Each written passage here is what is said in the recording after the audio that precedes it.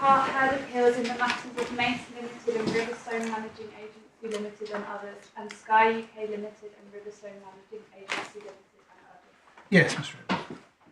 My Lord, when you rose yesterday afternoon, I was halfway through dealing with Insurers Ground 4. I will complete my submissions in relation to that ground fairly quickly. In light of my Lord Justice Popplewell's indication, I then propose to deal with Insurers Ground 5, retained liability, then Insurers Ground 1, which I can probably deal with fairly quickly in light of the way matters have developed. And then finally, I will come back to reply to the submissions made in relation to grounds 1 to 4 of my own client's appeal. I should say that any points that arise in relation to Insurers Ground 2, Sky Grounds 5, 7 and 9, they will be dealt with by Mr. Windsor, probably very briefly. So, my Lords, with that introduction, can I finish what I want to say about Insurers Ground 4, which concerns the quantum hearing? I've already made 2 points in relation to that ground concerning the fact that there's no jurisdictional problem, Yes. and that the challenge is a challenge to a case management decision. There are 3 more points I want to make, if I may. The third point concerns finality. Now, my Lords, the judge was addressed by insurers in relation to finality at the post-judgment hearing. I have read the documents. The insurer's skeleton argument for that hearing cited both the Sainsbury's and the AIC and FAN cases, and the judge was taken to them both in oral argument. So he was plainly alive to the principle. It is important to bear in mind, however, when you read the judge's first post-hearing ruling, that insurer's submission at that stage was that the judge should simply dismiss Sky's claim. Insurers did not advance at that stage an alternative submission that the judge should achieve finality by doing the best he could to price the modifications to insurers' 2018-19 scheme. On the contrary, insurers accepted that the judge did not have the material to do so, nor did insurers say at that stage that the judge should have achieved finality by awarding Sky the unmodified amount of that scheme. My Lords, in any event, whilst the principle of finality is undoubtedly important, it is not a consideration that trumps all other considerations, no matter what the circumstances. We don't need to turn it up, but you will have seen that insurers rely in their written submissions, it's paragraph 68, on AIC and FAN. But if you were to look at that case, and look in particular at the passage in the judgment of Lords Briggs and Sales, paragraphs 33 to 37, you will see that they accept that there is a weighing exercise that has to be done, taking into account not just finality, but also other matters relevant to the overriding objective, including, of course, dealing with a case justly. And as they said, or rather as you will see they said in those passages, an evaluative judgment has to be made. Now, of course, the best person to carry out that weighing exercise was His Honour Judge Pelling KC, who had an intimate knowledge of how the trial had proceeded, the evidence on quantum that had been heard, whether it was possible, sensibly, for him to price the modifications to insurers' 18-19 scheme, the further expert evidence that was required, and indeed the overall fairness of the course that he proposed to take. So that, my Lords, is my third point. The fourth point is simply to note that there are a number of criticisms made by insurers of the judge in their written document. In our submission, they are variously unfair, misplaced, or one-sided. Now, we've addressed those points in our own skeleton, paragraphs 40 to 50, it's core bundle A, tab 12, pages 326 to 329. In the interest of time, I'm not going to repeat what is said there. There are, if I may, just 2 points that I would pick out. First of all, it's not right that the possibility of a hybrid scheme was not explored with the experts. You will see if you look at the judge's post-judgment ruling, paragraph 21, Roman 3, so it's Core Bundle B, tab 15B, page 445, that the judge dealt with Mr. Rigney's criticism in that regard, and he didn't accept it. The second point I would pick out is that when you are considering, and indeed weighing, Mr. Rigney's criticisms of my clients, and the extent to which my clients were at fault for the course that the judge took, you might wish to read the judge's second post-judgment ruling, paragraph 9, that's Core Bundle B, tab 15C, pages 454 to 455, where you will see, in the context of an argument about costs, the judge explained that many of the problems that had arisen were actually, in his view at least, largely of insurers' own making. My lords, the fifth and final point concerning this ground 4 concerns prejudice, or rather the lack of it. Other than the prejudice that might be said to be inherent in any requirement for a further hearing, I mean, the incurring of further costs, which of course will apply to both sides and against which insurers can protect themselves if they wish. But other than that, insurers have identified no particular prejudice that will flow to them from the judge's decision. It is, of course, accepted that a further hearing may require up to 4 days of court time. It will thus have some impact on other litigants, but that impact is, we would say, limited.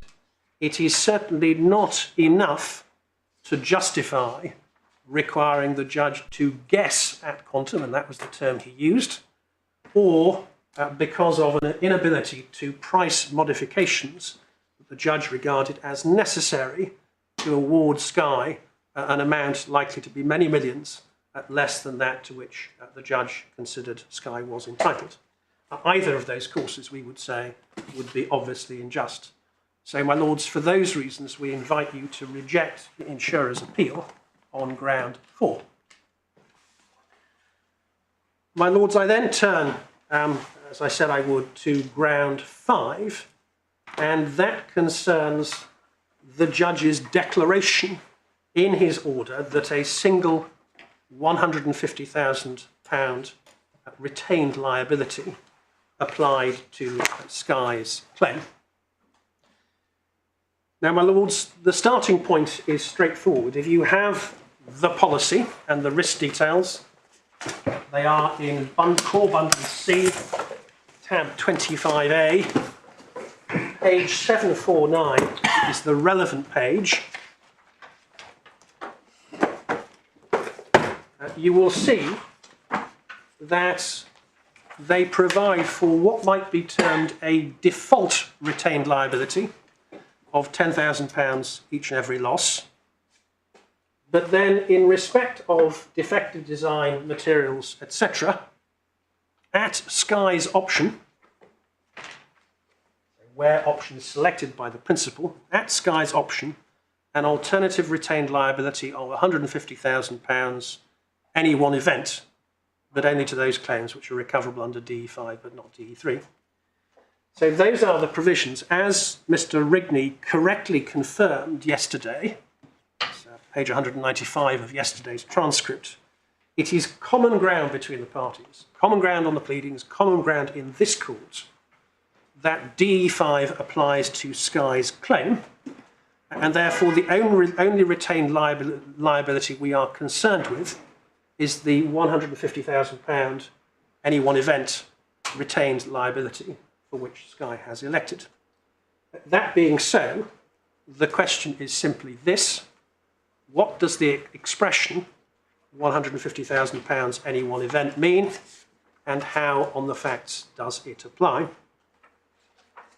Now, my lords, the particular issues, looking at the parties' skeleton arguments, just to identify, as it were, where the battle lines lie, the particular issues appear to be 3.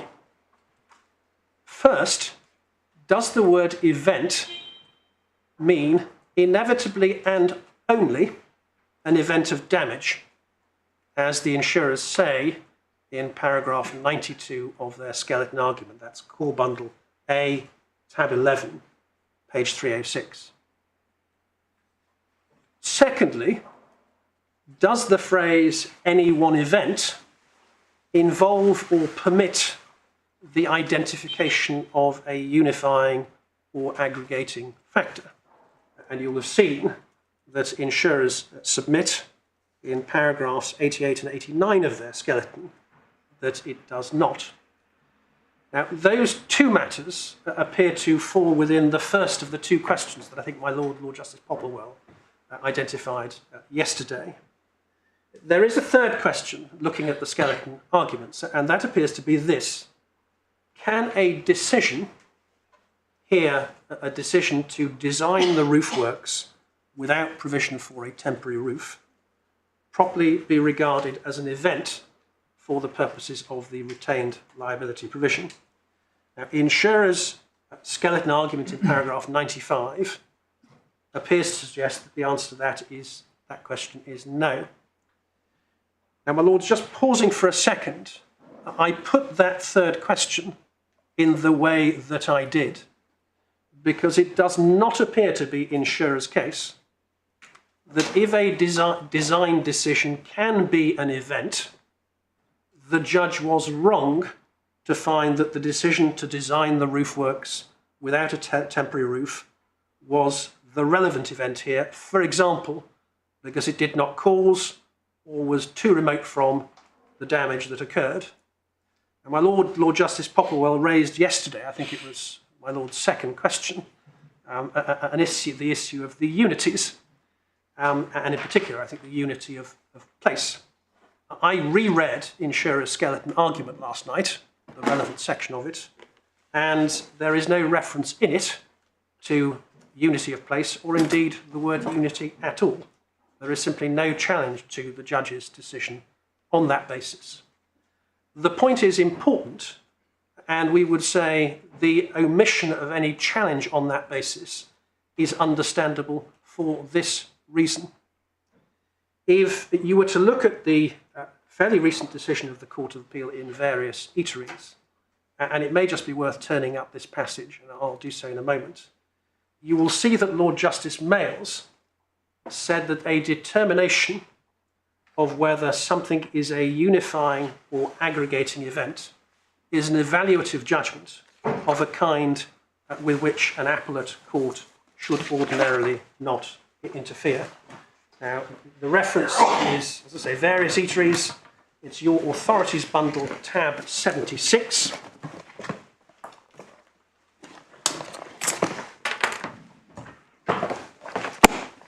And the relevant paragraph is paragraph 57, which is page 2005.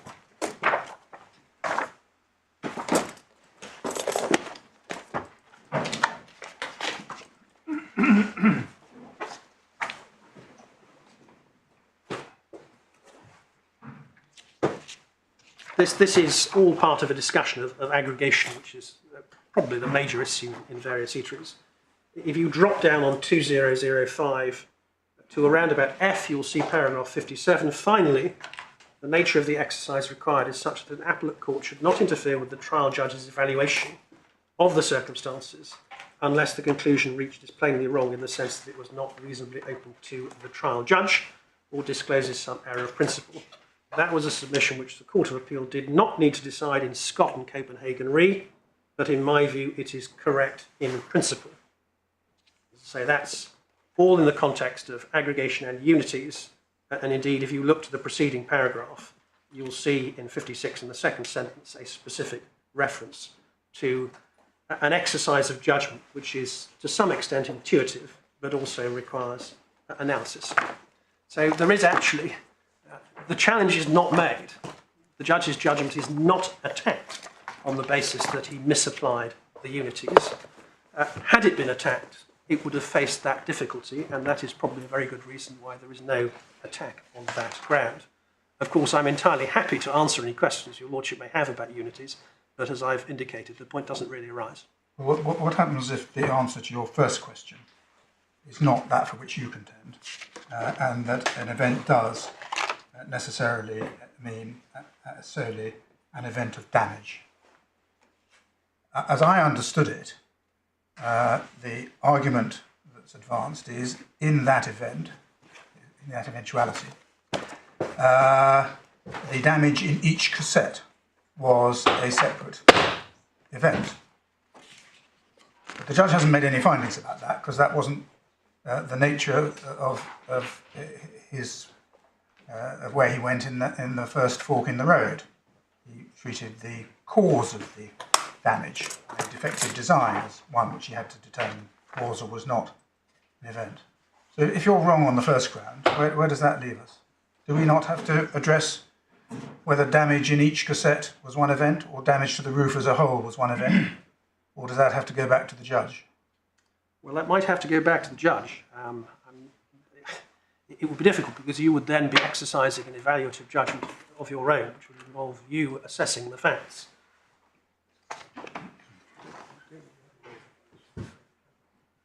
I was just looking myself and confirming with my team to see whether actually we'd raised that particular issue by way of respondent's notice, so that if we were wrong, and if the relevant event was an event of damage, which we say of course it isn't, whether we had said in any event, you simply have one event. And that is not, I think, a point raised by respondent's notice.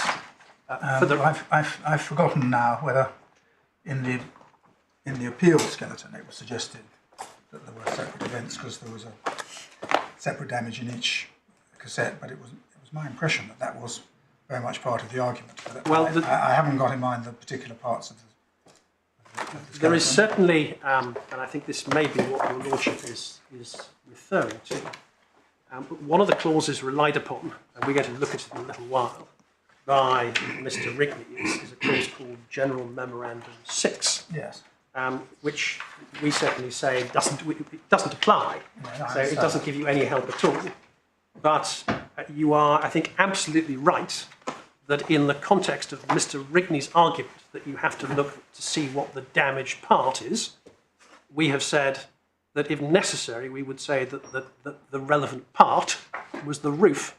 So certainly we've raised the argument in that context. And that's, if you wanted to turn it up, it's our responsive skeleton, Core Bundle A, tab 12, page 335, paragraph 69. So it may be... Do you mind if we just follow this through? Because I need to identify for my part whether we should be hearing argument on whether the roof or the cassettes are well, would you like to turn up unitary damage? Would you like to turn up the skeleton just to see how the point is, or the context in which the point is made? Say Core Bundle A, tab 12, page 335, and this is part of a discussion of General Memorandum number 6, which we say for a number of reasons just doesn't apply.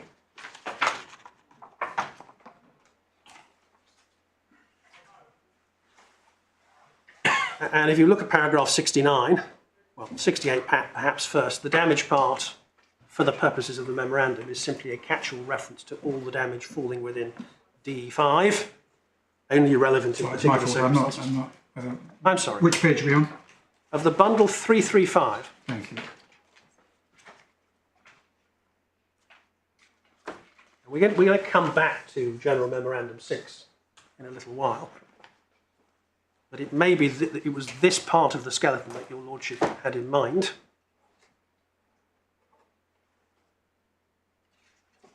And you will see in paragraph 69, after the introduction, we say, alternatively, if it were necessary to identify a damaged part for the purposes of General Memorandum 6, then on the facts it must be the roof.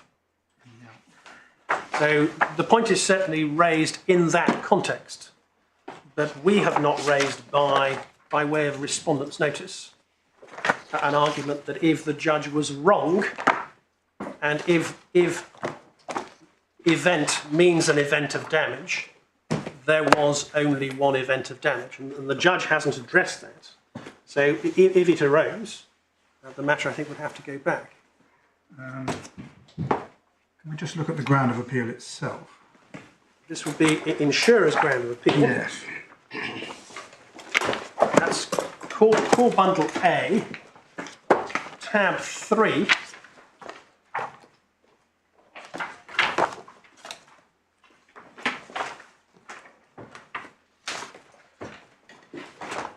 Page 71. Yes, thank I you. mean, the grounds are succinct, and I say that not as a criticism at all, it's actually a virtue.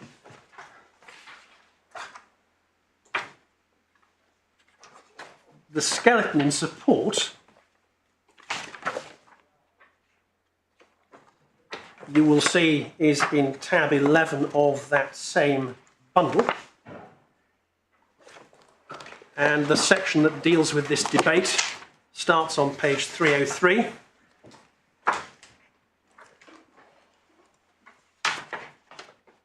And after some introductory paragraphs, 81, 82 and 83, you will see the first issue that's dealt with is the meaning of the term event, both what it means and also whether it, as it were, involves a question of unification or aggregation. And you'll see the conclusion to that section, paragraph 92, that's page 306. In light of this clause, it was apparent that event meant an event of damage.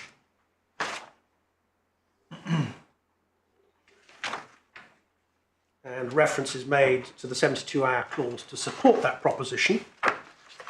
And then one goes on, really in paragraph 95. Yes, it's all by reference to General Memorandum 6. Yes, I see. Yeah, but you'll see, I mean, the issue about the nature of the decision, General Man is 95, really, well, 95, as the introductory 4 lines, refers to the judge's conclusion that a decision could be an event, and it said that Mr. Justice Butcher's ruling in Stonegate is not in point on that issue. And then in 95.3, there's a more detailed point, which I'll come on to, which appears to be that even if a decision could be an event, the judge didn't identify or particularise one. But as I said, I think, and then and then we get on to General Memorandum 6 part. And I had perhaps alighted in my mind the argument that was addressed to General Memorandum 6 and the argument which would arise as to the unity of place if the judge was wrong on event being the design decision as opposed to the damage itself. Well, I see that now. But there we are. So what we've tried to do is to tease out the 3 issues that we say arise looking at the skeleton. I'm going to deal with each of them. Just before I do, can I just say something briefly about where insurer's argument leads? Now, the judge's decision, as you know, was that Sky was required to bear a single retained limit of £150,000. As you will have seen from the insurer's skeleton, their contrary argument is that Sky should bear a retained liability of £150,000 per damaged cassette. You should note, I'm not going to ask you to turn it up, that insurer's pleaded case is actually broader. Paragraph 59.5.2 of the defence, and I'm sure nobody at this stage on a Friday is keen to look at pleadings, so I won't do so. Insurers say that the £150,000 retained liability applies to, quote, each event of damage to each individual cassette. That's the pleaded case. Now that, if I may say so, rather feeds into the exchanges that my Lords, Lord Justice Popplewell and Snowden had with Mr. Rigney yesterday as to what his case was as to the relevant event and whether there was one event of damage or more than one event of damage per cassette. Now, Mr. Rigney eschews a case that there is more than one event of damage per cassette.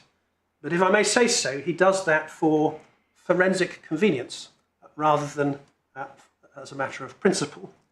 As my Lord Justice Popplewell observed, if it were right that there were more than one event of damage per cassette, that would lead to what I think my Lord described as a very odd result, potentially thousands of events and thousands of retained liabilities of £150,000, which the parties cannot sensibly have intended. But my Lord, sticking with Mr. Rigney's one retention per cassette approach, precisely how that would apply would depend on the facts. If any individual cassette cost less than £150,000 to repair, then Sky would recover nothing at all in relation to that cassette. If one were to assume that the costs of the various schemes were applied, as it were, pro rata across all the cassettes, all 383, and if as a result the cost of repair of each cassette was greater than £150,000, then on the basis of the judge's finding that there were 383 cassettes that needed repair, Sky would have to bear a retained liability of £57.4 million.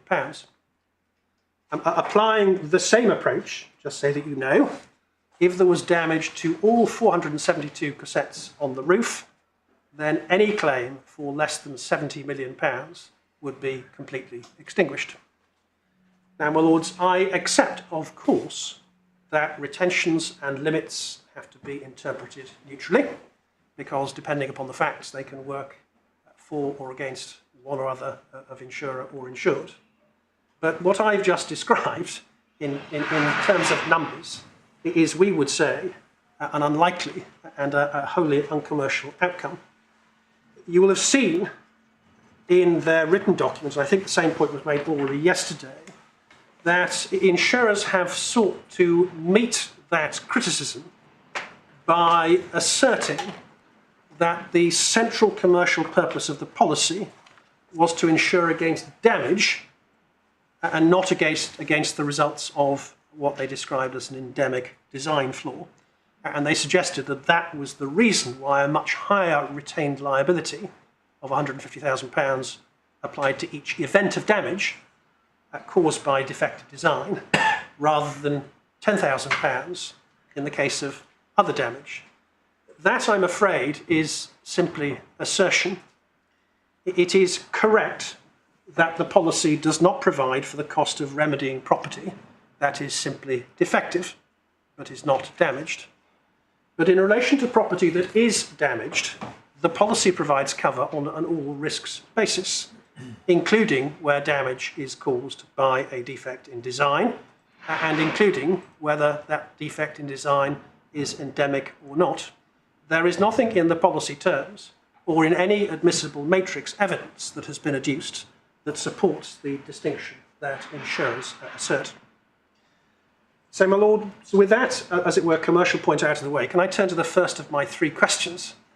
And that is the meaning of the word event, and whether, as insurers contend, the word inevitably and only means an event of damage. And as you'll have seen, we say that it does not.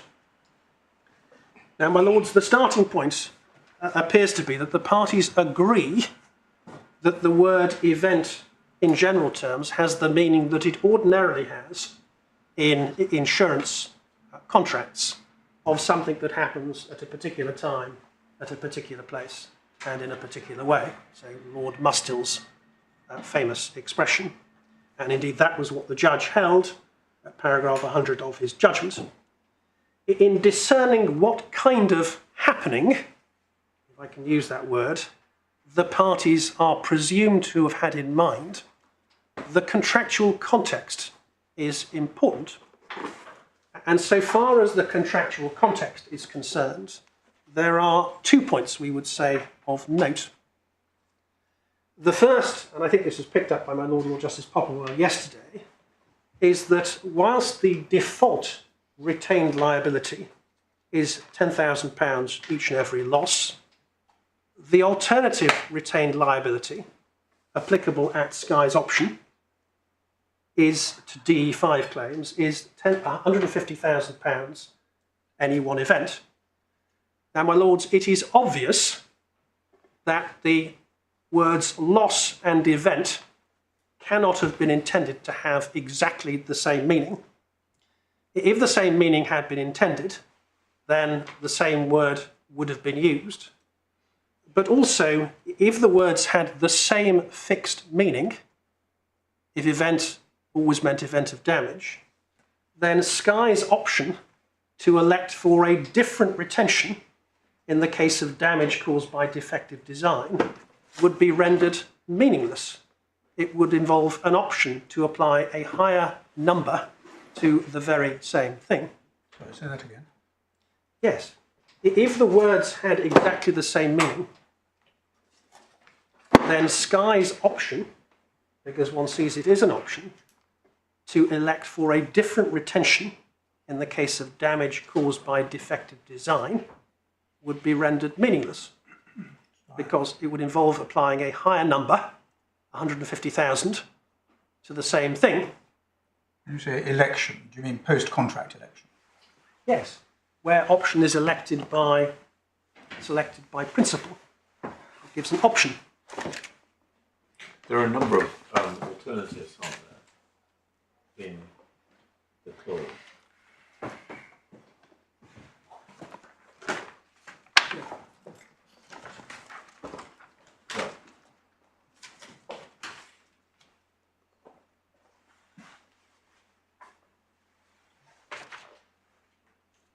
But you have, I mean, the clause, in terms of its layout, I think runs to 7 paragraphs, or 7 paragraphs, although they're actually part of either a single, despite the punctuation, they appear to be part of a single sentence or perhaps two. Your starting point is the default, £10,000 each and every loss. However, in respect of defective design, etc., the following will apply where option is selected by principle. So there's your option, £150,000 any one event. And then there are specific provisions which deal with what I think Mr. Rigney described as extensions. So those are additional cost of construction, additional cost of reconstruction, etc. But you see the basic option. Yeah, so your point is if event means loss, the first option, or the option in relation to the first subclause is... Well, I was going to come to that, because if you look at the word loss and you ask yourself, well, what does the word loss mean in a property policy? The answer to that is supplied by Mr. Justice Morbick, as he then was, in a case called Glencore Alpina. I won't ask you to turn it up. It's in tab 33 of your bundles at page 808. It's paragraph 292 of his judgment. But he makes the obvious point that where you see the word loss in a property policy, it's ordinarily understood to mean where goods are damaged. So for loss, read damage. Now, Mr. Rigney's argument is, okay, loss means damage, event means an event of damage. So in practical terms, the two mean the same. In which case, you ask yourself, well, how does this option work? Sky can choose between having a retained liability of £10,000 each and every loss, meaning damage, or £150,000 any one event of damage. We say that's a nonsense. How does that fit with your argument on General Memorandum 6? This isn't a case where there are two deductibles potentially applicable. Well, they're not, and that's not argued by the parties. The parties all accept it is common ground on the pleadings and in this court. The only relevant retained liability is £150,000 per one event, per event. But is the option that's here being talked about the option of which deductible is to apply to a claim, or is the option that if you're going to make your claim under D5, then this is the deductible that applies? Well, we would say the former.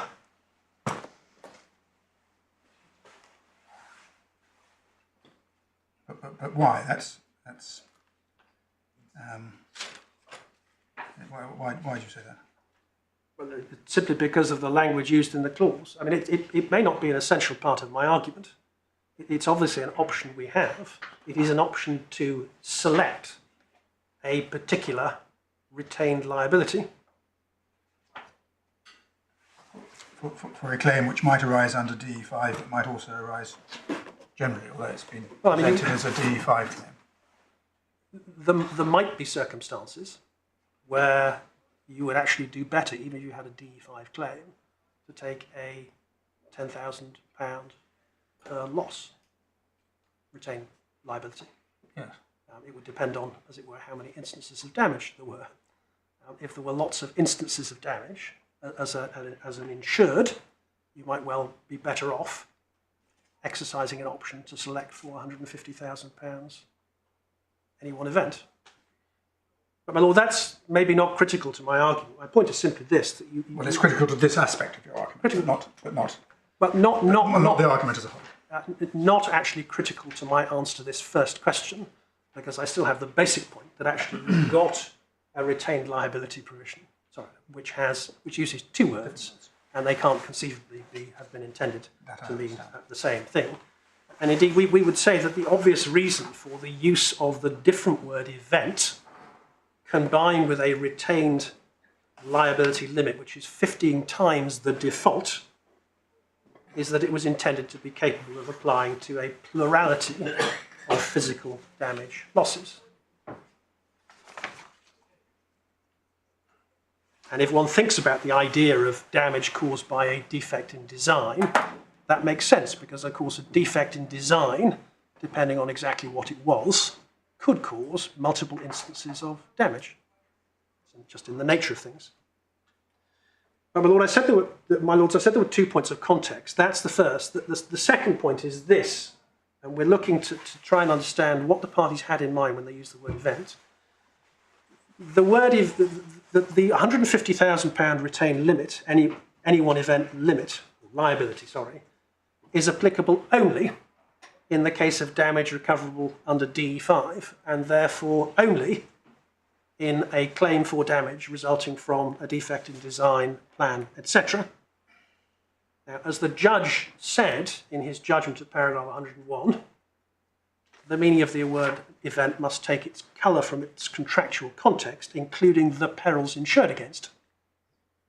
Now, the context, the fact that this retained liability is used specifically in the context of claims for damage caused by defects in design, materials, workmanship, etc., that strongly points to a conclusion that what the parties had in mind as an event was something that related to the defective design, etc., of property.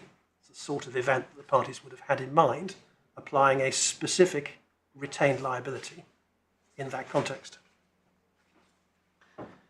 Now, my lord, the last point I wanted to make on this first question, the meaning of event, is to deal with insurers' arguments on the 72 hours clause, which I think was dealt with fairly briefly yesterday. Yes. Now, my lord, the starting point, I think, is this. Insurers do not argue that the 72-hour clause actually applies. Not pleaded that it applies, not argued that it applies. You might have seen that it refers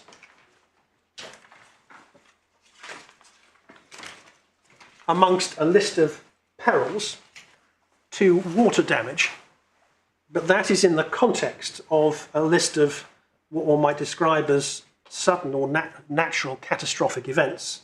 And we certainly say that it's properly to be interpreted as referring to damage caused by some catastrophic escape of water. But as I say, nobody's pleaded that it actually applies.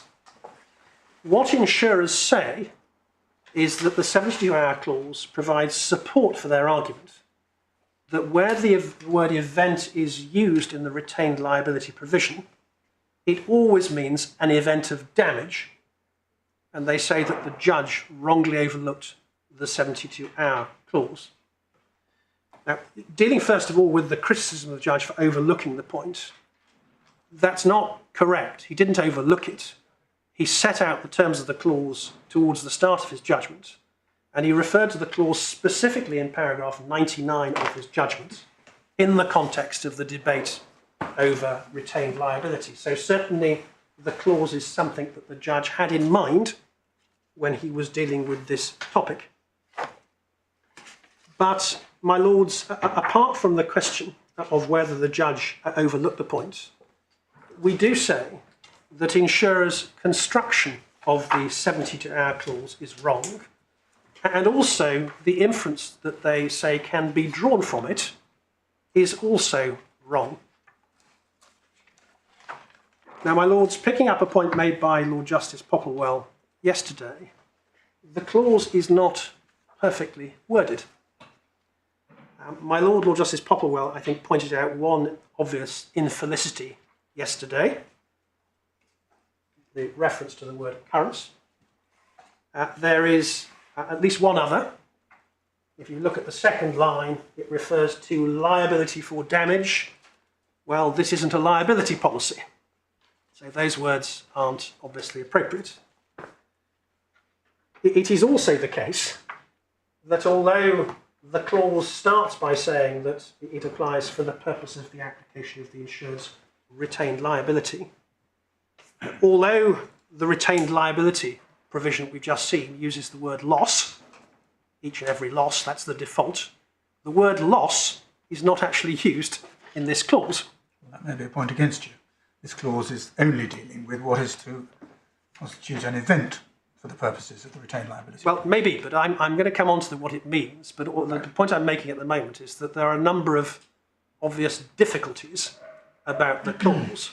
I don't understand. Just because it deals with one aspect of what is to be meant by the insured's retained liability, it doesn't mean it doesn't have that effect in that part of the retained liability. No, and I wasn't. I mean, the fact that it doesn't deal with loss and the retained liability clause also deals in parts we're not concerned with loss, doesn't help us on how much assistance does this give us on what's meant by event in the part which does deal with event. Well, does it? It is certainly capable of being interpreted as dealing with loss, and I'll come on to explain why in a second. On the face of things, it just talks about for the purposes of the application of the insured's retained liability, and of course, plenty of the events that are described, plenty of the perils that are described in the clause might have nothing to do with DE5 at all, and therefore you would think that they would be perils to which the ordinary £10,000 each and every loss retention would apply. We simply say it's slightly odd that if this clause was intended to deal, as it were, with the ground of the insured's retained liability, it didn't use all the relevant terms. The point, my lord, is simply this, and I think your lordship touched on it yesterday. Although, of course, one can't know, one has a suspicion that in a way which is not uncommon in the drafting of insurance policies, this clause has been, as it were, picked up from somewhere else and dropped in without particular thought, because it has obvious problems with it. And that, I mean, it still has to be interpreted, and I'll come on to do that in a moment, but that does obviously affect the weight that one can attach to the clause. And it poses the question, well, can this clause bear the weight that Mr. Rigney seeks to put on it, namely as an indication that although the retained liability provision used two different words, loss and event, in fact they were intended to mean precisely the same. So, my lord, there are infelicities. Doing the best we can, our interpretation of the clause is that set out in paragraph 61 of our skeleton argument. It's core bundle A, tab 12, page 332. And that is as follows, that the 72-hour clause, when it applies, has the effect that in each and every loss retained liability is to be applied to each period of 72 consecutive hours during which a storm or a tempest, etc., causes damage to insured property. So each 72-hour period is treated as giving rise to a separate loss or a separate occurrence of loss And one can try to give the word occurrence some meaning in that context. But if it's going to apply, as it were, across the piece of the insured's retained liability provision, that is a sensible interpretation. Insofar as the clause applies in a DE5 context, we would say that a similar treatment is to be given where the relevant concept under the retained liability provision is event. Where damage is caused by a storm, the event is the storm. The effect of the clause is to slice what might be an extended storm. Of course, this happens all the time with hurricanes in particular, and an extended event into a number of separate storm events for every period of 72 consecutive hours over which damage is sustained by insured property, which would lead to multiple £150,000 retentions. Now, my lords, in doing so, we would say... How, if that is the right interpretation, can it have any bearing on any part of the retained liability excesses? If that is it, it's not addressing loss, and it's not addressing events in the sense of causes, is it? Well, it is addressing events in the sense of causes. Yes, I see. Because what it is addressing is, or what it is treating as the relevant event, is the storm or the tempest, etc. Yes, I see. And it's designed to deal with a situation which, commonly arises particularly in relation to catastrophe reinsurance, as my lords probably know, where you have a hurricane which extends over a long period and causes damage. Well, we happen to know where this clause came from because we've got all the history recited in Mr. Justice Foxton's judgment in the Unipol case about it emerging in the 1960s, and Mr. Kiln's evidence in the arbitrations in that case that it was his baby.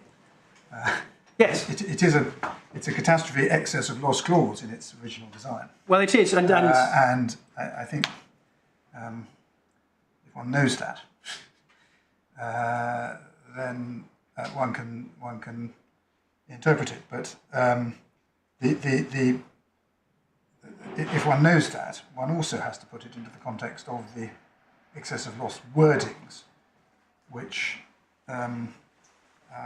explain why it goes on to say, and therefore to constitute one occurrence, because they have additional wording which we don't have in our case. Well, about aggregation by reference to occurrence and series of occurrences. Well, I'm going to come on to that because that's the second question. But my lord's absolutely right. That is where one sees that clause. It actually, if one wanted to go there, it does actually provide support for what we would submit about the reference to the clause, within the clause, to damage, because our submission is the clause doesn't equate damage with event. That is just an over-literal reading. In the context of an event, the reference to damage is simply present because it's only whilst the insured peril is causing damage that time is to count. If you go back to Mr. Kiln's baby, and this is dealt with in his book in quite some detail, actually these provisions are usually applied to limits, not retentions, but they can be applied to both. There was a particular issue that arose in the 1960s after Hurricane Betsy in 1963, when some very clever reinsurance person, or probably a reinsurer, decided that in order to maximise recovery, they would start their 72-hour period, the first 72-hour period, before any damage had been caused to anything. And then in the middle of the damage, they claim a second 72-hour period and therefore claim two limits. And if you look at Robert Kiln's book, he explains how that was thought to be not what was intended, and therefore the language commonly makes clear that you can't start your 72-hour period, as it were, before you've actually suffered some damage. But the point is this, that the reason why you see this clause, which is I mean, if you're going to draft a clause for this policy, it wouldn't be in these terms. This is effectively a CAT XL clause. The reason why you see reference to damage is that it's only whilst the peril is actually causing damage that your 72-hour period bites. Now, I fully accept that the sort of layout of the structure of the clause and the language is not perfect. I would simply say that, as so often is the case with insurance and reinsurance contracts where clauses have been dropped in, it's important to read it or not to read it over literally. But what I do say is this, that when you understand the clause and its infelicities, I've given you my construction, it simply does, it can't bear the weight that Mr. Rigney places on it. It simply doesn't justify the inference that where the parties use the different terms, loss and event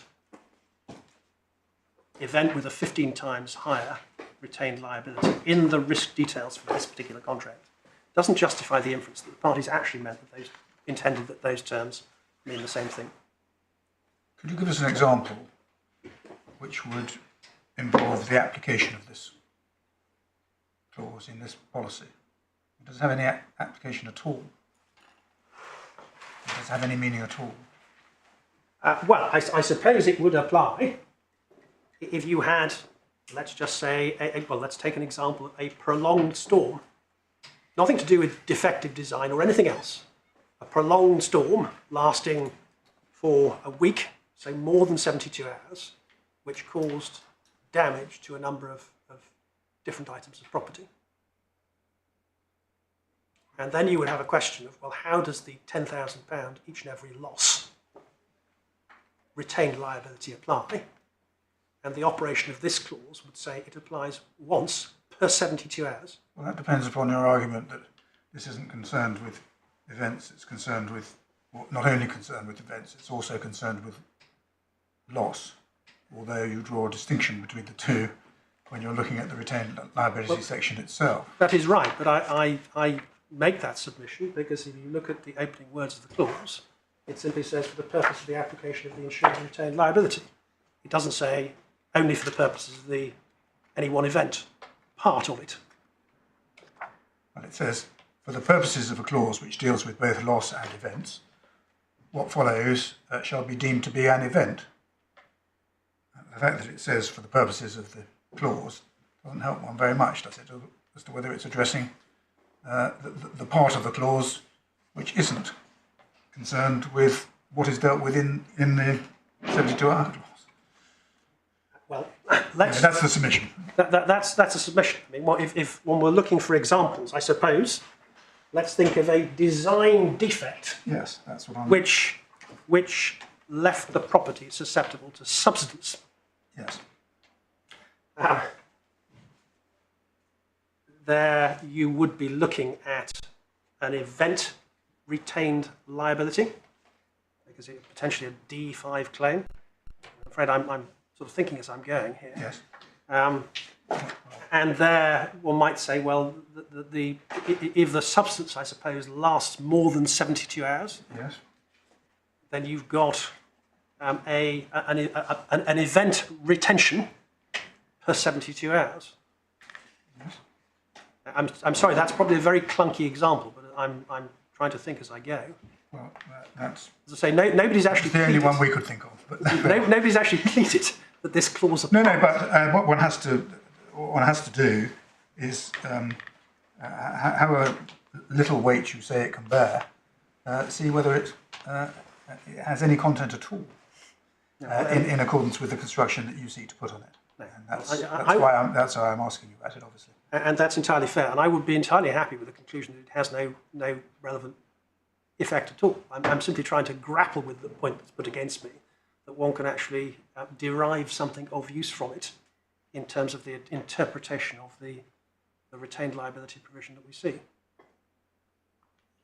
Yes. And I think, my lord, I think the presumption against superfluity is one which is of varying degrees of weight, but it is at least stronger where there is a specific clause, which is a whole clause, which has been specifically included.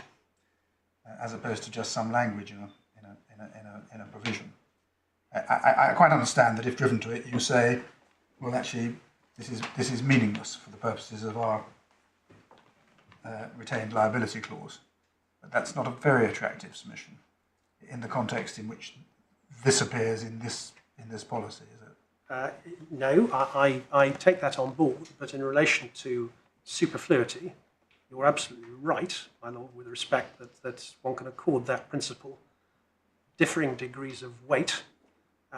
In the insurance and reinsurance context, there are, and I don't have them to hand, but there are a number of decisions which say that actually that principle is of comparatively little weight at all, bearing in mind the way in which, as probably all three members of this Constitution know, insurance and reinsurance policies are often drafted in a way which involves lifting, quite often inappropriately, language from one contract into another, and also torrential drafting, a torrential style of drafting one sees quite often. You see sometimes inappropriate compacting of concepts, so all sorts of problems. But there we are, my lord. I think I've taken that point as far as I sensibly can. Can I turn? Can I ask you this?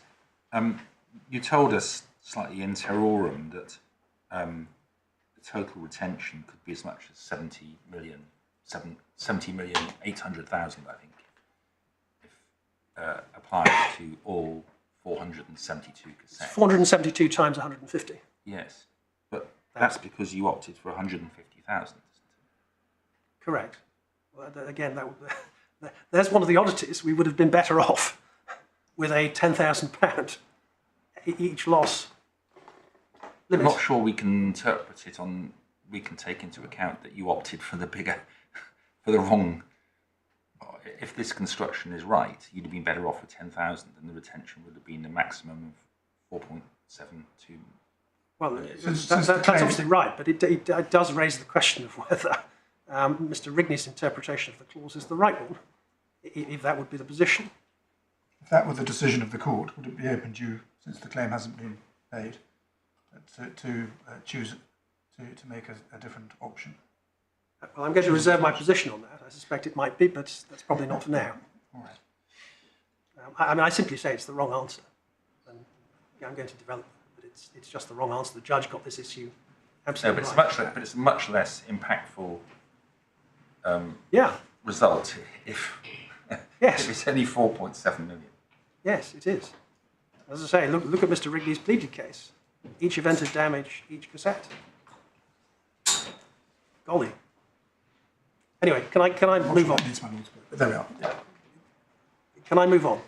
I just want to deal with my second question now, which was whether the expression any one event contemplates an inquiry into aggregation, so as to whether multiple instances of damage can be regarded as embraced within one event. And the answer to that question, we say, is yes, for three reasons. First of all, the expression any one event is a classic shorthand aggregation provision. I mean, one sees it as it happens, or one sees its similar provision in Kuwait Airways, where the phrase used was any one occurrence, any one location. So any one occurrence without, as it were, the additional language arising out of one event. If you were to look at Kuwait Airways, and I'm happy to turn it up if you'd like to, it's in your authorities bundle in tab 15. One can see that Lord Justice Ricks dealt with the meaning of the phrase in paragraphs 682 to 686 of his judgment. I'm just going to give you the references in the interest of time, if I may. And he concluded at paragraph 686, right-hand column, it's page 218 of the authorities bundle, with the well-known statement that, and I quote, the loss's circumstances must be scrutinised to see whether they involve such a degree of unity as to justify their being described as or as arising out of one event. So although the phrase used, as or arising out of one occurrence, so although the the contractual phrase used in that case was any one occurrence. Mr. Justice Ricks said that the relevant question was to apply the unities to see whether they justified being described as or as arising out of any one occurrence. Again, you don't need to turn this up, but if you were to look at the way in which the same judge, albeit elevated to this court, dealt with the issue in Scott and Copenhagen Re, Authority tab 35,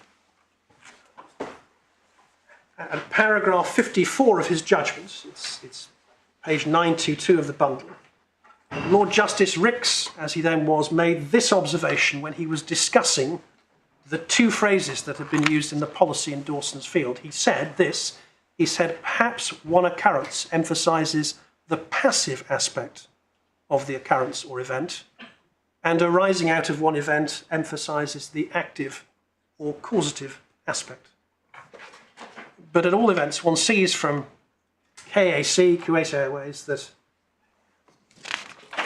the phrase any one occurrence, and we would say the same is true of any one event, is treated as a classic shorthand aggregation provision. That's the first point. The second point is policy specific.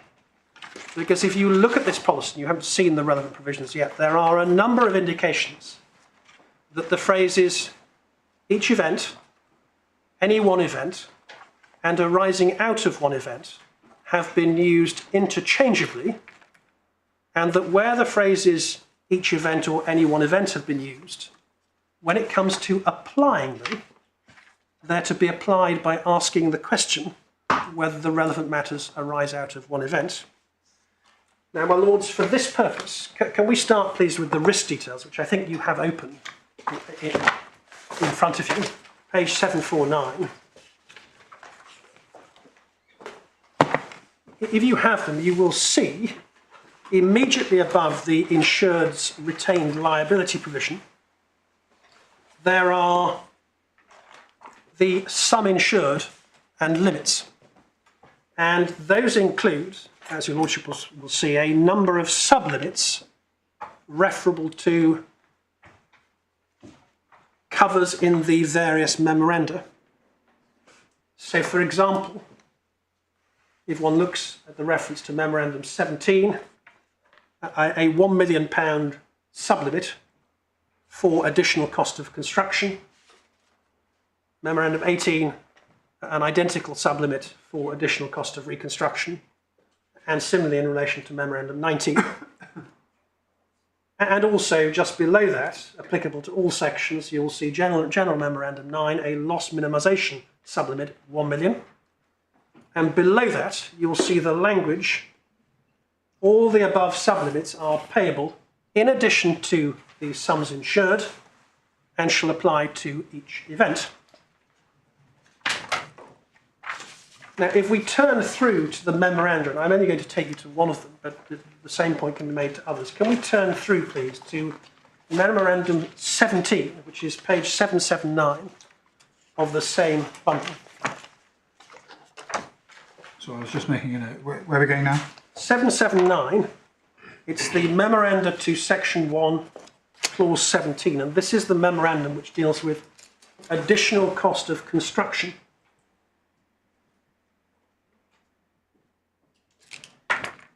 There's an introductory paragraph which broadly tells you what it does or what it relates to, and you'll then see a proviso with a number of subparagraphs, the first of which is A, about halfway down the page.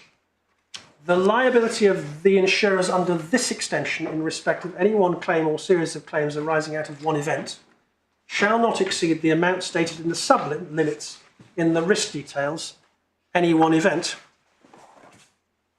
So although the phrase that's used in the sublimit provision is simply each event, when it comes to determining how that sublimit applies, the causal words arising out of are written in, the question there being whether a series of claims arises out of one event.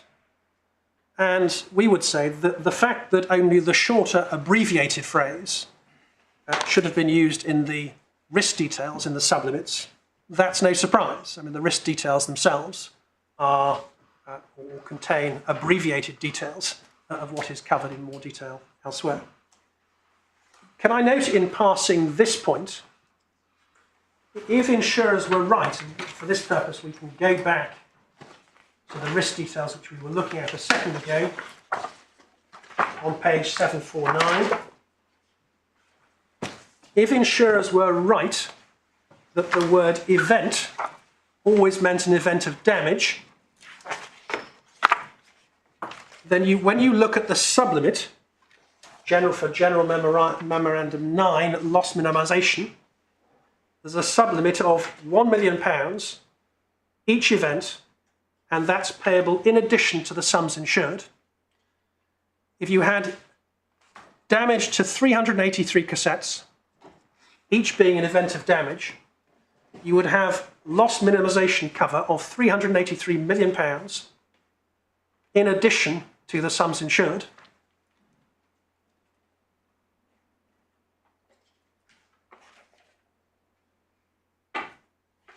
Now, I simply ask rhetorically whether Mr. Rigney's insurer clients would have anticipated that that might be the result.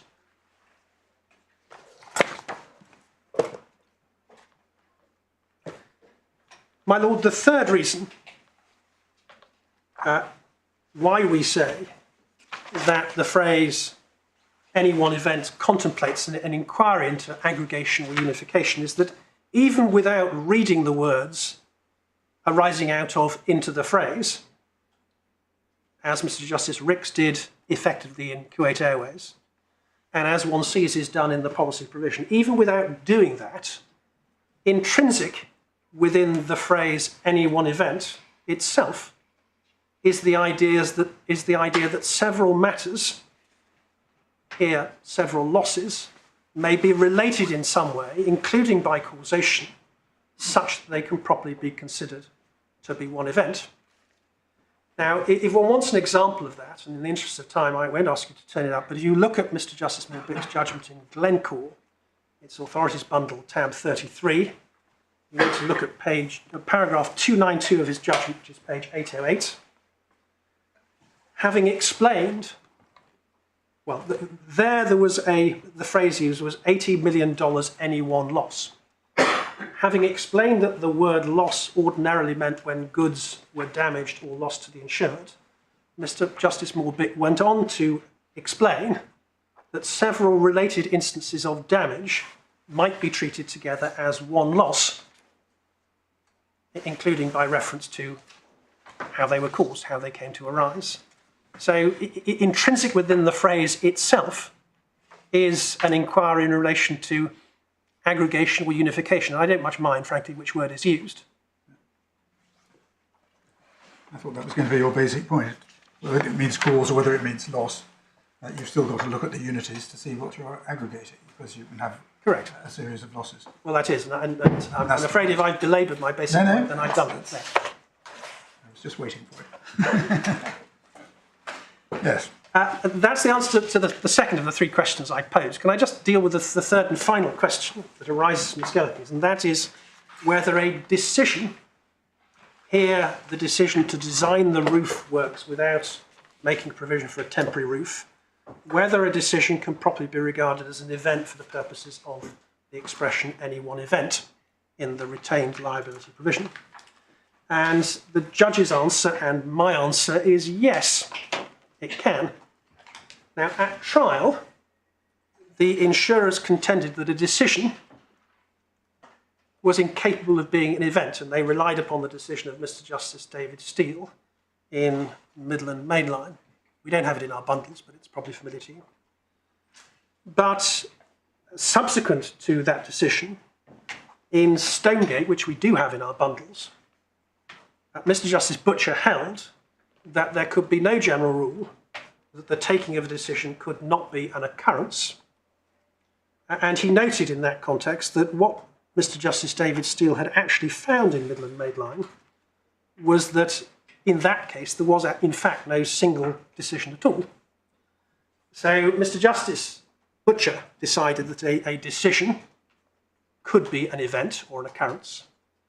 It's not in our bundles, but actually, since the decision in this case, Mrs. Justice Dias has reached the same conclusion that a decision can be an event in a case called World Challenge Expeditions in Zurich. I'm not going to take you to it, it's not in the bundle. For your reference, it's 2023 EWHC 1696, at page 326.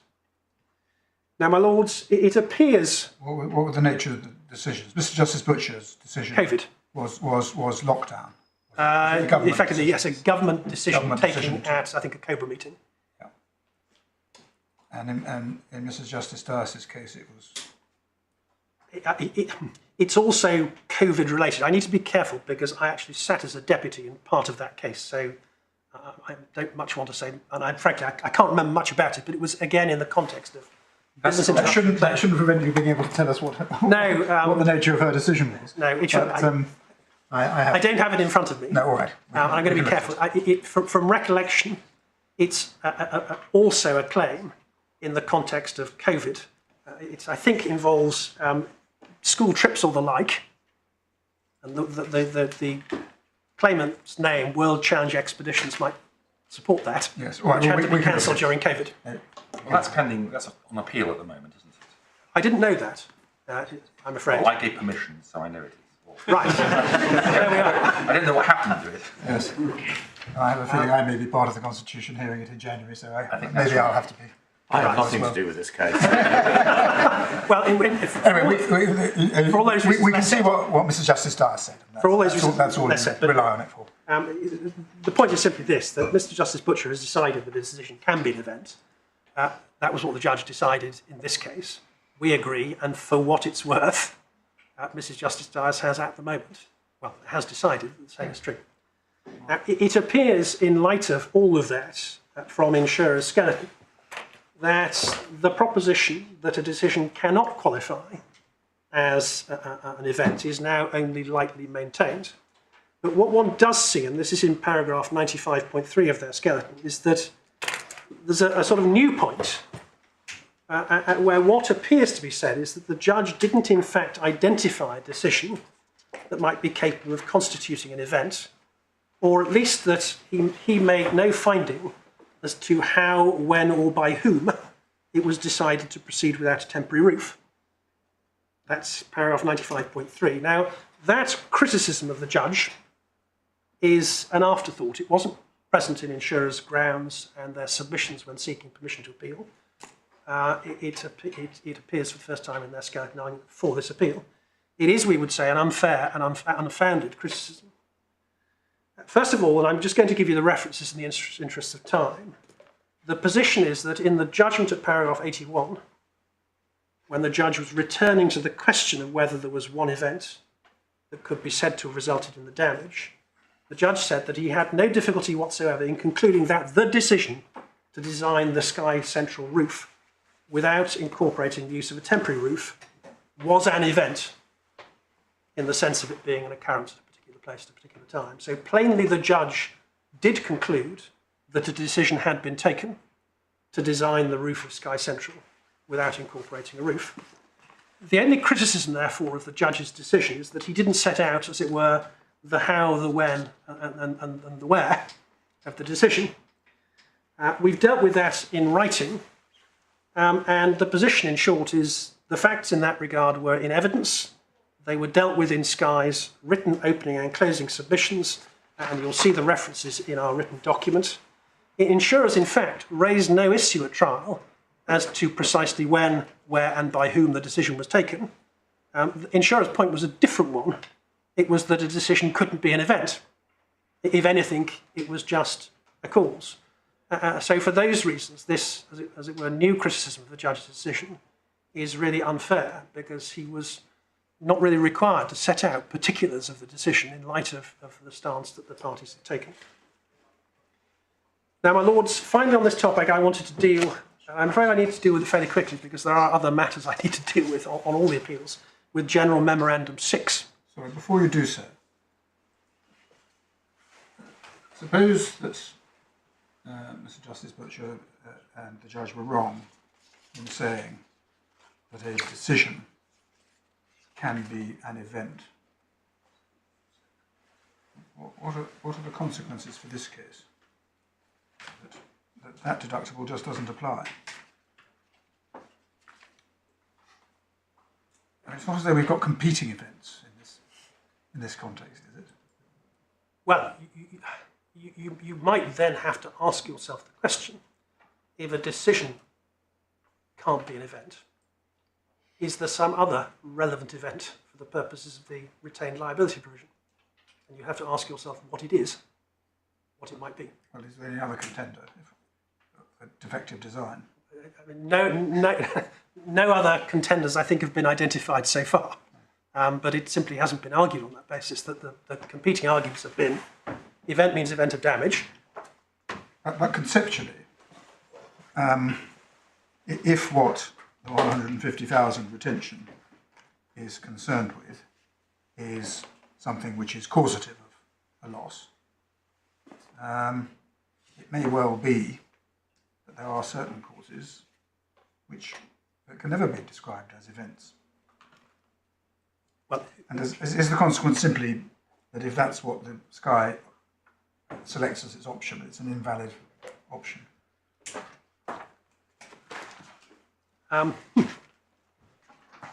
That, if I may say so, is rather difficult, because if the option has been selected, then you are inevitably driven to try and identify an event so that you can actually apply the retained liability provision. Because the search provides a nil return.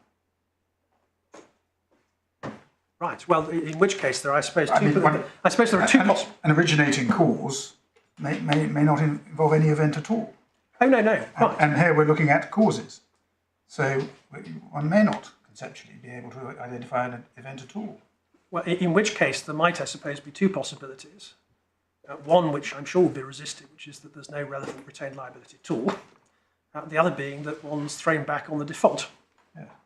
They would seem to be the two obvious possibilities. But as I say, that's a ground which nobody has tried to cover so far. No. So do you say the consequence of that is that it would have to go back to the judge to try and determine whether there was a different event than the decision? Well, it might be, but I suspect one would then end up looking at pleadings to see whether alternative cases have been argued and matters of that sort. If failing to cover something leads to damage, in whatever scenario, does it matter whether or not it was a decision not to cover it? I mean, you might have covered it, failed to cover it because whatever you covered it with it was defective, or because it was removed without. Why does it have to be a decision? Well, I think the answer to the question is that if you were to look at the insurance authorities, it might matter, because an event has always been regarded as something that happens, as opposed to something that doesn't happen, an omission, or something that is simply a cause. So if I were sitting, as it were, at the other side of the court, it might be said, well, if all you've got is an omission, then you haven't got an event. Now, of course, in many cases, perhaps most, they're opposite sides of the coin. Here we do have, and it's dealt with in our written papers, there is a decision to adopt a design which doesn't provide for a temporary roof. So there is, we would say, a decision and an event. But that would be its potential relevance. Well, and we're only here if it's defective design, as opposed to the consequences of the design, because otherwise we're not in this part of the clause at all. So one has got to go back at least as far as whether it was a design that gave rise to the roof not being put on. Correct. My Lords, I'm very keen to answer your questions, but I'm also conscious that yes. I am supposed to be stopping. I think about half an hour, and some of that time needs to be given to Mr. Windsor, and I've got quite a lot to get through. I'm sorry if that sounds impertinent. Not at all. Can I just deal with General Memorandum 6, please, yes. finally on this topic?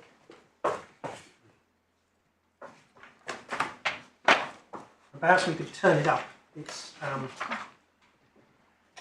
page 789.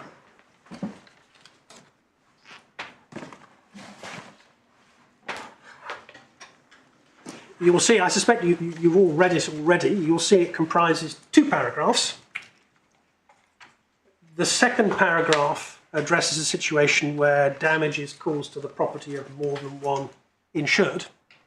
Now, that's of no application here, although if you look at the paragraph, you will see that, consistent with what we're about to see in the first paragraph, its purpose is to minimise the imposition of retentions, making clear that where that happens, you have one retained liability, which is apportioned between the 2 relevant insureds. So, second paragraph, no application. First paragraph, that also does not apply. If you look at the introductory words, in the event of damage or liability occurring where more than one insured's retained liability applies. Well, stop there. As Mr. Rigney confirmed yesterday, consistent with his client's pleading, we're not into that territory. The parties are agreed that the only relevant insured retained liability that applies is the £150,000 any one event retention. Now, that, one might say, is the beginning and the end of the point, but the insurer's argument that General Memorandum 6 supports a, as it were, per cassette application of the retained liability, we would say doesn't work anyway. The premise of the first paragraph, which is really the paragraph they rely upon, is contained in its first sentence. It's intended to operate where there are multiple items of damage to which different retained liabilities might apply. Now, read in the context of that first sentence, the purpose of the second sentence, starting, however, is, we would say, clear.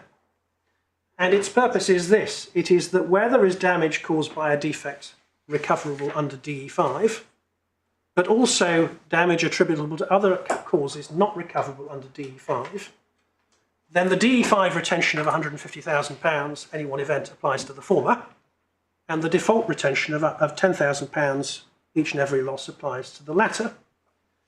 The contrast that the second sentence draws between the damaged part and all other damage construed in that context is simply a contrast between all that damage that is subject to the £150,000 any one event retained liability and all that other damage which is subject to the default of £10,000 each and every loss retention.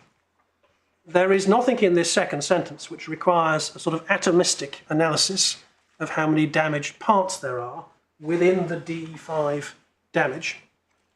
And very shortly, that would not be appropriate in any event. As your lordships will probably know, there are a number of defects clauses that are available in the market from which parties can choose. They have different names, D1, 2, 3, 4, 5, etc. The choice of clause in preference to another clause can have important consequences.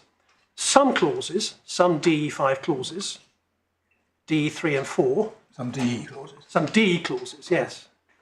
Some DE5 clauses. I'm sorry. Some DE clauses. Some DE clauses, yes. DE3 and 4, yeah, require distinctions to be drawn between insured property that's defective and, quotes, other property, which is free of a defective condition, or between a component part which is defective and other parts.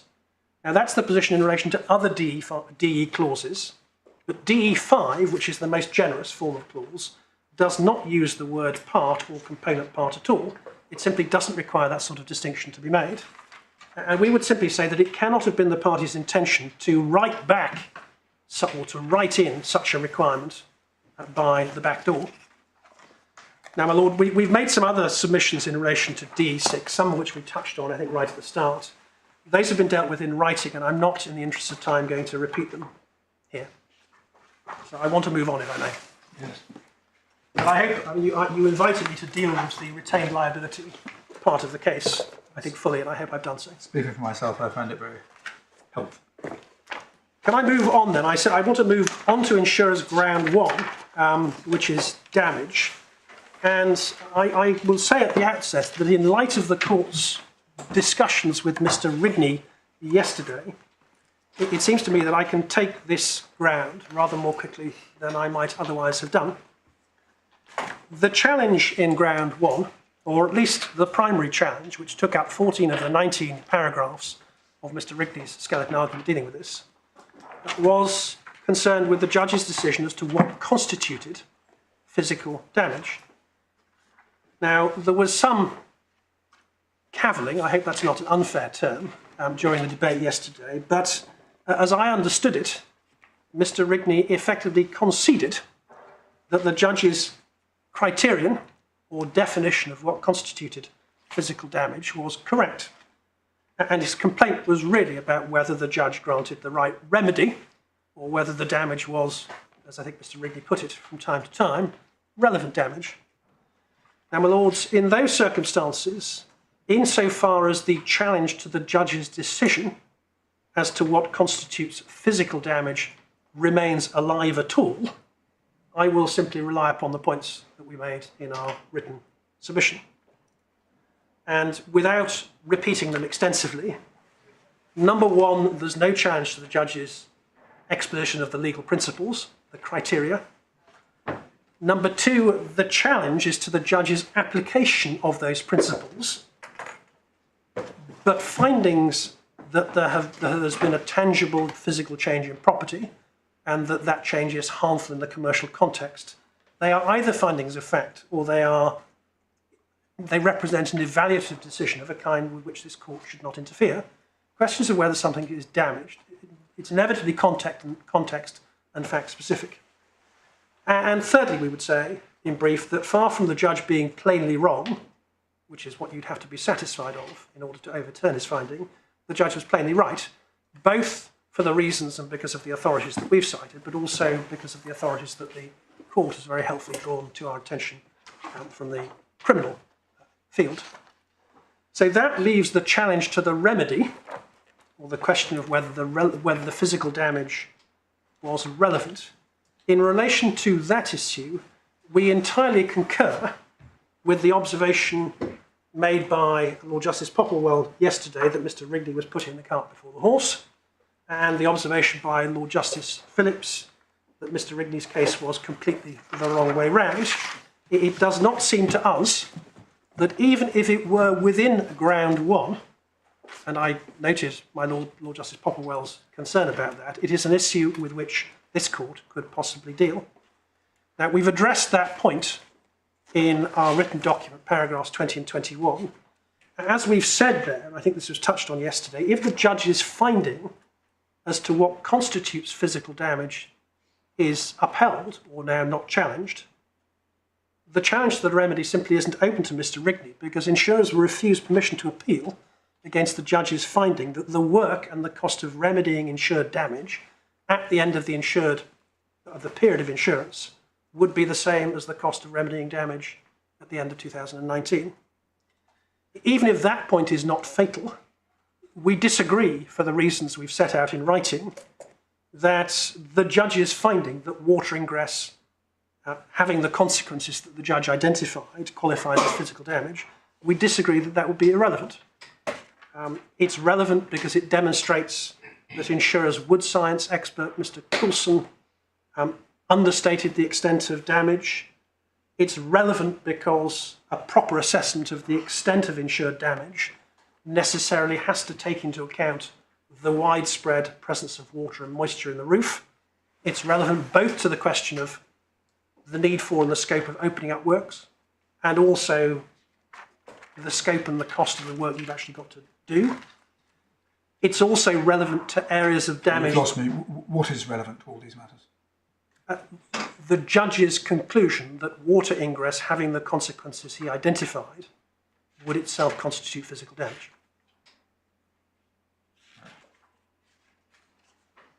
So relevant to the need for and the scope of opening up works, relevant to the nature and cost of the repair works required. It's also relevant to the areas that weren't considered by Mr. Coulson or the judge, so plenums. If we're right about grounds 1 to 3, and I'm going to come on to that in a second, it's relevant to developing damage also. And Mr. Rigney said, I think, on a number of occasions that the only thing that's been claimed for is structural repairs. That's simply not right. It overlooks the need to replace damage insulation, which certainly our understanding is embraced within the Mace scheme, albeit not identified as a separate line item, but within an overall figure for remediation. So for those reasons, as I say, part of ground one, the majority has been conceded effectively.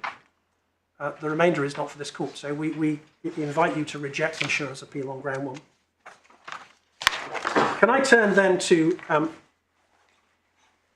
our grounds 1 to 3, as I think one member of the court said, perhaps the most interesting issue. The arguments that are reflected in grounds 1 to 3, they were identified in the judgment of paragraph 70 as different arguments, and they've been dealt with in our grounds of appeal in the same way. They point to the same results, and I will say frankly that over the last few days I have wondered from time to time whether they are, in analytical terms, truly distinct. There have been discussions occasionally about a mitigation analysis, but as Lord Justice Popplewell correctly said, I think on day 2, that was only lightly touched on by me, and it is certainly not my preferred analysis. If I may say so, my Lord summarised my argument on ground 1 perfectly well during the course of his remarks on day 2. Now, the analysis is obviously critical, and to that extent, and actually conscious of time, and also conscious of the fact that this court wanted me to deal in detail with insurers ground 5, we have set out on a few pieces of paper 12 propositions which we would say are the route through all this. Now, I can obviously, as it were, read them out, but I'm conscious of time. I'm very happy to just hand them up and you can see them. Mr. Rigney's had this. Mr. Rigney's going to be given them now. They've been prepared. Given them now? They were prepared overnight. Right. Well, a little while ago now. Why haven't they been provided to Mr. Rigney? Well, I was handing them over just instead of reading them out.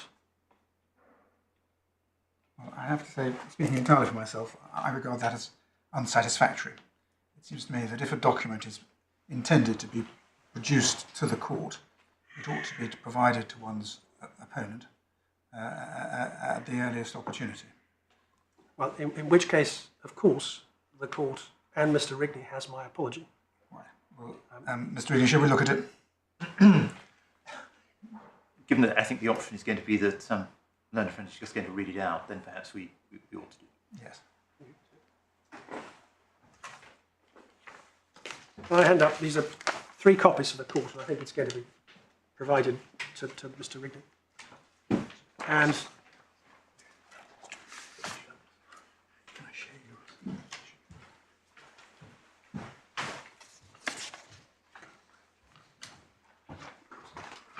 you will see it. It is a set of 12 propositions. It is simply intended to try and provide an analytical route through the material that we've looked at over the last few days, certainly in terms of the authorities. Well, I mean, your lordship. Shall we read it? Yes.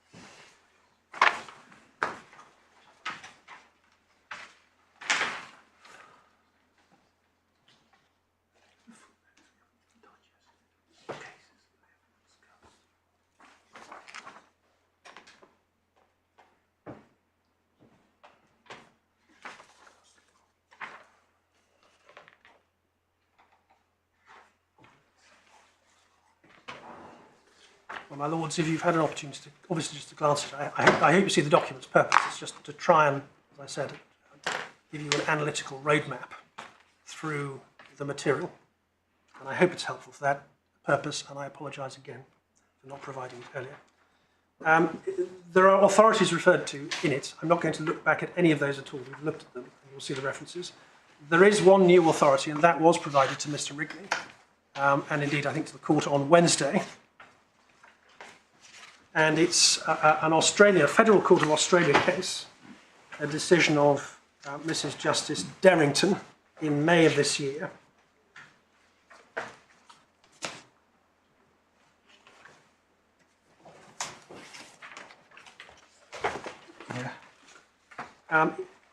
In the interest of time,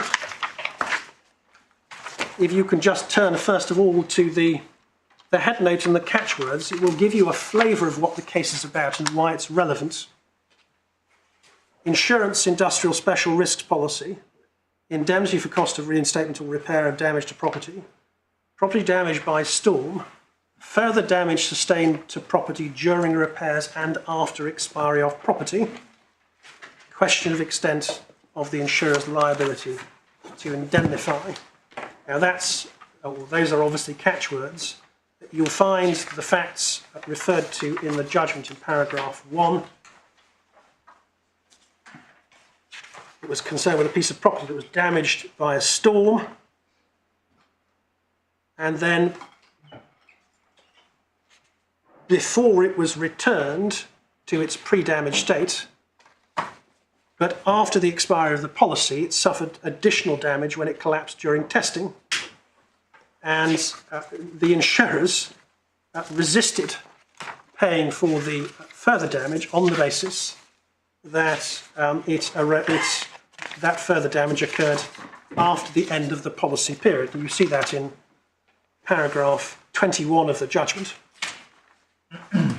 Cost of reinstatement of that damage, so it was said, would not indemnifiable because the policy had expired. Now, let me just identify the relevant paragraphs for you. 33, first of all.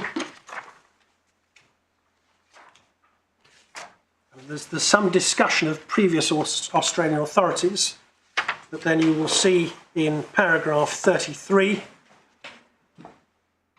the judge says about 4 or 5 lines down, certainly where there is simply an increase in the cost of undertaking the repairs, that event is relevantly connected to the insurer's obligation which attached when the obligation to restore arose. It's an aspect of the actual process of remediating the damage that any additional cost is within the scope of the insurer's obligation. And then if I drop down another 3 or 4 lines, the insurer's obligation would extend to the increased costs of remediating the further damage which was relevantly connected to and arose out of the performance of the insurer's obligation to indemnify the cost of remediating the initial damage. However, the cover would not extend where the only connection between the insurer's obligation to indemnify and the additional damage is that the further damage occurred during the process of reinstatement. For instance, where whilst the insured property is being repaired, it sustains additional damage from an unrelated event. Now, that's a familiar distinction to this court, the distinction between something that gives rise to the occasion or the opportunity for further loss to occur and something which is, as it were, causative. That's one relevant paragraph. The meat of the judgment is in paragraphs 45 through 52. And I will, in the interest of time, leave the court to read those itself. But we would say that they are foursquare consistent with the case that we advance, albeit the facts were not precisely the same. And indeed, if you were to look at paragraph 49, you will see that the judge actually draws a parallel between access damage, damage to paintwork in the remediation process, and further damage that occurs, as it were, during it. As I say, in the interest of time, I will leave it there. Could we be provided with the judgments which involved what was said by Chief Justice Barwick and Mr. Justice Mason, Yes. on which this was based. Yes, of Both course, whom of command course. some respect in this court. We will make sure that's done. Thank you. Can I just pick up one or two final points in relation to grounds 1 to 3? As I say, that our document deals with the route to goal. First, Mr. Rigney says an analogy can be drawn with the decision in the FCA test case. We would say no. In the FCA test case, the Supreme Court held, agreeing with the divisional court, that each case of COVID-19, so each person suffering from the disease, constituted a separate occurrence. And so there were some occurrences within the radius and some outside the radius.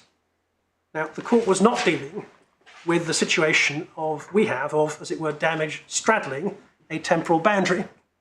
I mean, I suppose there might be a nice question if it was an individual who had 1 foot either side of the radial boundary, but that was not before the court. So the FCA test case doesn't really help us. Secondly, no real attempt to grapple with various eateries and unipolsi, and I've addressed those. Consistency and coherence with the general law was treated very briefly. Of course, it's right that there is a difference between the law of tort, that essentially applies between strangers, and the law of contract, which involves negotiated agreements. But in the context of liability insurance, at least, there is the interface that I described, and consistency is, for that reason, if no other, important. Last point, unhappy commercial consequences if Mr. Rigney's argument is right. Now, the likely uninsurability of continuing damage has been touched on, I think also by Lord Justice Popplewell yesterday in his private eye reference. Mr. Rigney seeks to advance a sort of commercial argument of his own. He says, well, if we're right, it denudes the period of insurance of all effect and gives rise to indeterminate liability for indeterminate damage for an indeterminate time. Now, that is, if I may say so, just forensic hyperbole. It's a mischaracterization. The principle is the principle, and if we're right about it, that's it. But first of all, there has to be physical damage during the period. We've accepted that all along. Secondly, as I've made clear, cover only extends to the continuation of damage that has already occurred. Distinct damage caused by something different, or whether some break in the chain of causation, won't be covered. And if one just pauses for a second, those limitations are actually going to account for most cases. In most cases where damage occurs, it will be immediate. Even if it's continuing damage or a continuing peril like a fire, you'll be able to deal with it pretty quickly. A fire will be able to put out, if not in a matter of hours, then certainly a matter of days. This case is unusual. You've got extensive damage within effectively hidden compartments within a roof, which are very difficult to access and certainly very difficult to repair quickly and without enormous expense. So the interorum comment that you sort of gave, that your judgment would have enormous consequences, it's actually very unlikely to be the case. Well, that's an argument by reference to the particular damage in this case. Well, it is. But the more general answer is, if it's a damages claim, it's subject to normal contractual limitations of causation, mitigation and remoteness. And Precisely. That is not what Mr. Justice Cardozo was talking about. No, it's not at all.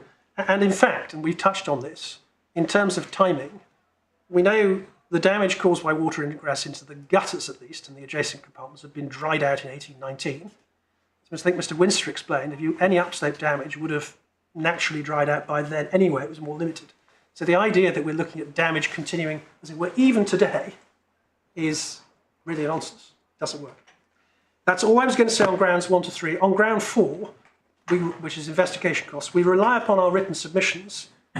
It appears to be the position, as I understand Mr. Rigney's submissions, that he accepts that so long as there is insured damage, the costs of investigation may be recoverable, if reasonable, as part of the costs of repair. Now, that's a fact-sensitive question, discussed, I think, with Lord Justice Snowden in relation to the rodent example. If that is the position, that there may be some coverage for investigation costs, depending on the circumstances, well, the judge's decision simply cannot stand, because the judge has ruled it out completely. The judge didn't rule out investigation costs because they were, what was proposed, as unreasonable. He just said no cover, full stop. So that would have to go back to the judge. But my lord, there we are. Those are my submissions. I've been as quick as I can. I don't know whether you would indulge Mr. Mr. Windsor for 1 or 2 minutes. I'm conscious I may be eating. That's not really up to us. No. If you've used your time, you've used your time. If Mr. Whitney wants to afford you further time, it seems to me that's a matter of him. Of course. My Lord, I think in ordinary circumstances, I'd be very pleased to afford that time. I think, though, I've got very limited time myself. Yes. And I wonder whether perhaps we might deal with it in this way. If I could tackle, by way of response, the points made in relation to retained liability, then make a couple of points in relation to insurer's ground 4, very fine points relating to the post-judgment consequentials here of what submissions were made. That will take just a couple of minutes. And then just a couple of points, perhaps, on one or two other of the matters that have been raised during the course of the morning. And perhaps a point or two just in relation to the note, which I only had the same amount of time that the court has had to digest, but there may be just 1 or 2 points that arise out of that. Well, use your time as you think best, but as I said, 1 o'clock is a hard stop. But Lord, I understand that. Well, Lord, could I then please start with retained liability? Could I begin, please, with this idea of election and precisely how it is that DE5 comes to be included within the policy? If you could be kind enough, please, just to turn to page 749.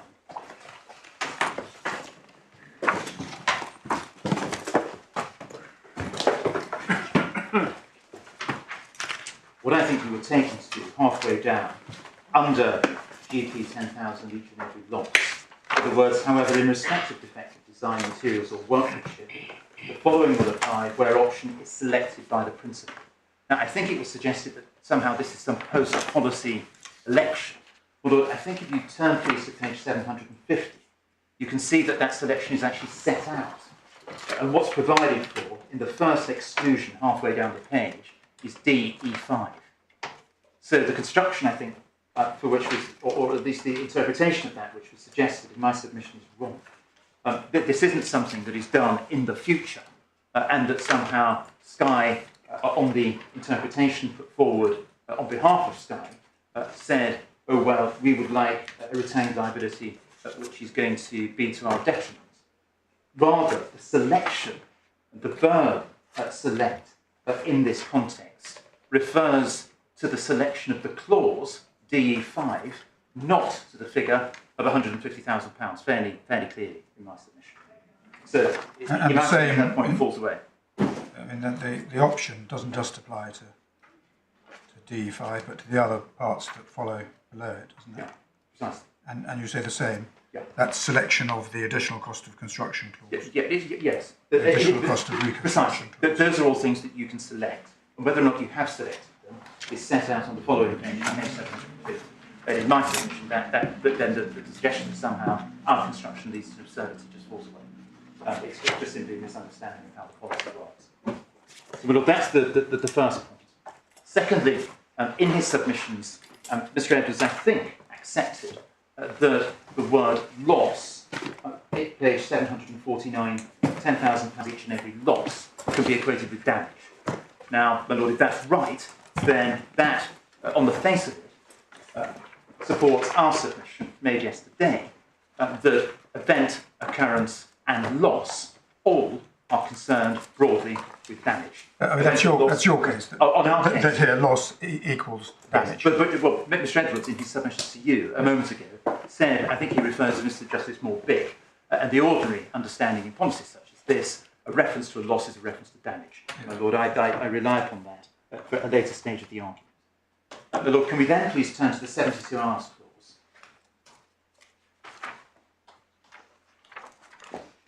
And that's page 777.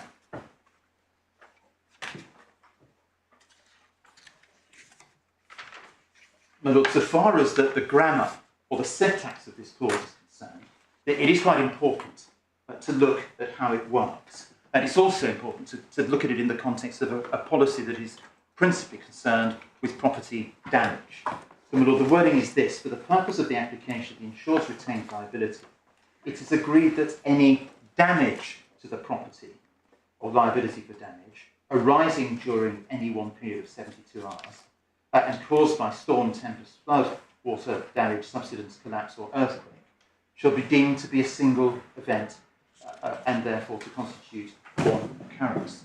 In other words, it's the damage that constitutes the event. So if what you have is damage occurring over a 72-hour period, what this clause tells you is that that is to be treated as one event. And the Lord Bishop is quite right to say that we don't rely upon this clause because we say that to particular facts it applies. We rely upon it simply for the point of construction as to what it is in this policy is meant by the word event. We say that when one looks at how this clause works, it is crystal clear as a matter of the English language that the word damage is being equated with the word event, and it is to that that it applies. Now, my Lord, can I then please just address very briefly the question of aggregation? And really this is to do with the starting point of the inquiry. Well, and how do you explain liability being an event? Oh, my Lord, Mr. Shoulders is right to say that's a nullity. This isn't a liability policy. And I think in the Covia case, Mr. Justice Foxton, I think, used the word patchwork. But it looks as though there's an element. So we have got to do something with the language. There's something with the language, at least so far as liability is concerned. I have to accept that because it's not a liability policy. And with occurrence. Well, not necessarily with occurrence. But, Lord, what one might say about occurrence perhaps is this, that the whole of the clause relates to retained liability. This is telling us that an event of damage is then held to constitute one occurrence. If we go back then to the retained liability provision at 749, £10,000 each and every loss, or £150,000 any one event, we'd submit that what really that's doing is equating both loss and event with the occurrence that's referred to in clause 12 of the 72 hours clause. So a loss can only ever be a single occurrence. That's your... Well, not necessarily ever. But my submission is based upon this wording. And we'd say that as a matter of the language, the application of the 72-hour clause to what's set out in the risk details of 749, we would submit that these words are being used interchangeably. But why does occurrence connote loss if a loss is not necessarily an occurrence? Well, Lord, we submit that in this instance, if I'm right, that the event here is the event of damage in the first part of the 72-hour clause, it then goes on to say that should be deemed to be a single event and therefore to constitute one occurrence. There's plainly an equivalence between occurrence and event within the ambit of that clause. And all I'm submitting is that when you then look at the 72-hour clause, which is intended to assist in the application of retained liability, we submit that the word occurrence there would be sufficient to encompass both 10,000 each and every loss and 150,000 any one event. Now, my Lord, so far as the question of aggregation is concerned, it's been asserted that this is an aggregation clause. My Lord, I took you to the passage in MMI, where Lord Justice Hobhouse said that if in fact the policy in that case had been an any one occurrence or any one event type clause, a simple clause, then there would have been an argument to say that each individual act of pilferage would itself have been an occurrance. But that doesn't mean it's not an aggregation provision. Well, if each pilferage would have been a separate occurrence, yes. It doesn't follow that Mr. Justice Hobhouse was saying that each individual item taken during an occasion of pilferage would be a separate occurrence. Yes. And I'd be very surprised if that was what he meant. So yeah. Even in that context, it was an aggregation clause, wasn't it? But my Lord, but perhaps I can put it this way: it's certainly not the sort of clause that has the usual extended language of aggregation, inviting, amongst other things, a consideration of matters such as originating cause. Now, my Lord, but the question that was considered by the judge in this context was to look backwards towards that originating cause, rather than, we say, looking at what the event was. Now, my Lord, we submit, by reference to the 72-hour clause, that the relevant event is the event of damage, as I've said. Now, my Lord, how then that develops? I was asked a number of questions yesterday as to what then the relevant event might be. What is the event for the purposes of the retained liability? My Lord, in our submission, there is an event when damage occurs as described by the judge at paragraph 117. And I wonder whether perhaps I could just invite you to consider that. It's at page 398 of his main judgment.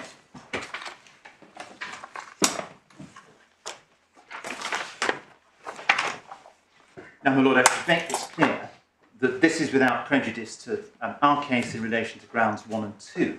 But what is relevant damage is damage which justifies the remedy of structural repair or replacement. My Lord, we've had a discussion about that yesterday. But here, the formulation that the judge adopted was this, that the entry of moisture into the cassettes during the period of insurance, in my view, is a tangible physical change to the cassette, as long as the presence of water, if left unattended, would affect the structural stability, strength or functionality or usable life of the cassettes during the period of insurance, or would do so if left unremedied. And what we submit is this, that if what you have is the ingress of water, which is at this state, and which would have the consequence set out at paragraph 117, then we say that that is the relevant event of damage for the purposes of the retained liability provisions. So there are multiple events within each cassette by subsequent deterioration? No, there is one event of damage, and that is the event of water with the consequences described at 117 getting into or being in the cassette. Everything that follows from that, as the judge found in terms of how damage in this case was caused, that which follows from that follows from the ingress of that water. That causes the matters that occur thereafter. I'm sorry to press you, but if it's the ingress of water, it's not the damage which results from the ingress of water, it's the cause of the damage. Well, is that your submission? No. That is the consequence of you defining the event as the ingress of water. No. If you want to define it as the presence of water as a result of ingress at the moment that the water first enters, then that is an event of damage. But you then have to explain why there isn't a separate event of damage when that wet timber becomes rotten. Well, my Lord, we would submit that the relevant event is water which has reached that condition which has the consequence of paragraph 117. That's not just any water ingress. That's a sufficient amount of water which, if left unremedied, to use the words of the judge, would affect the structural stability, strength or functionality or usable life of the cassette. And my Lord, we say that is the event of damage which counts for the purpose of the retained liability. What comes afterwards, subsequent decay and so forth, we say we're not contending that those are events of damage.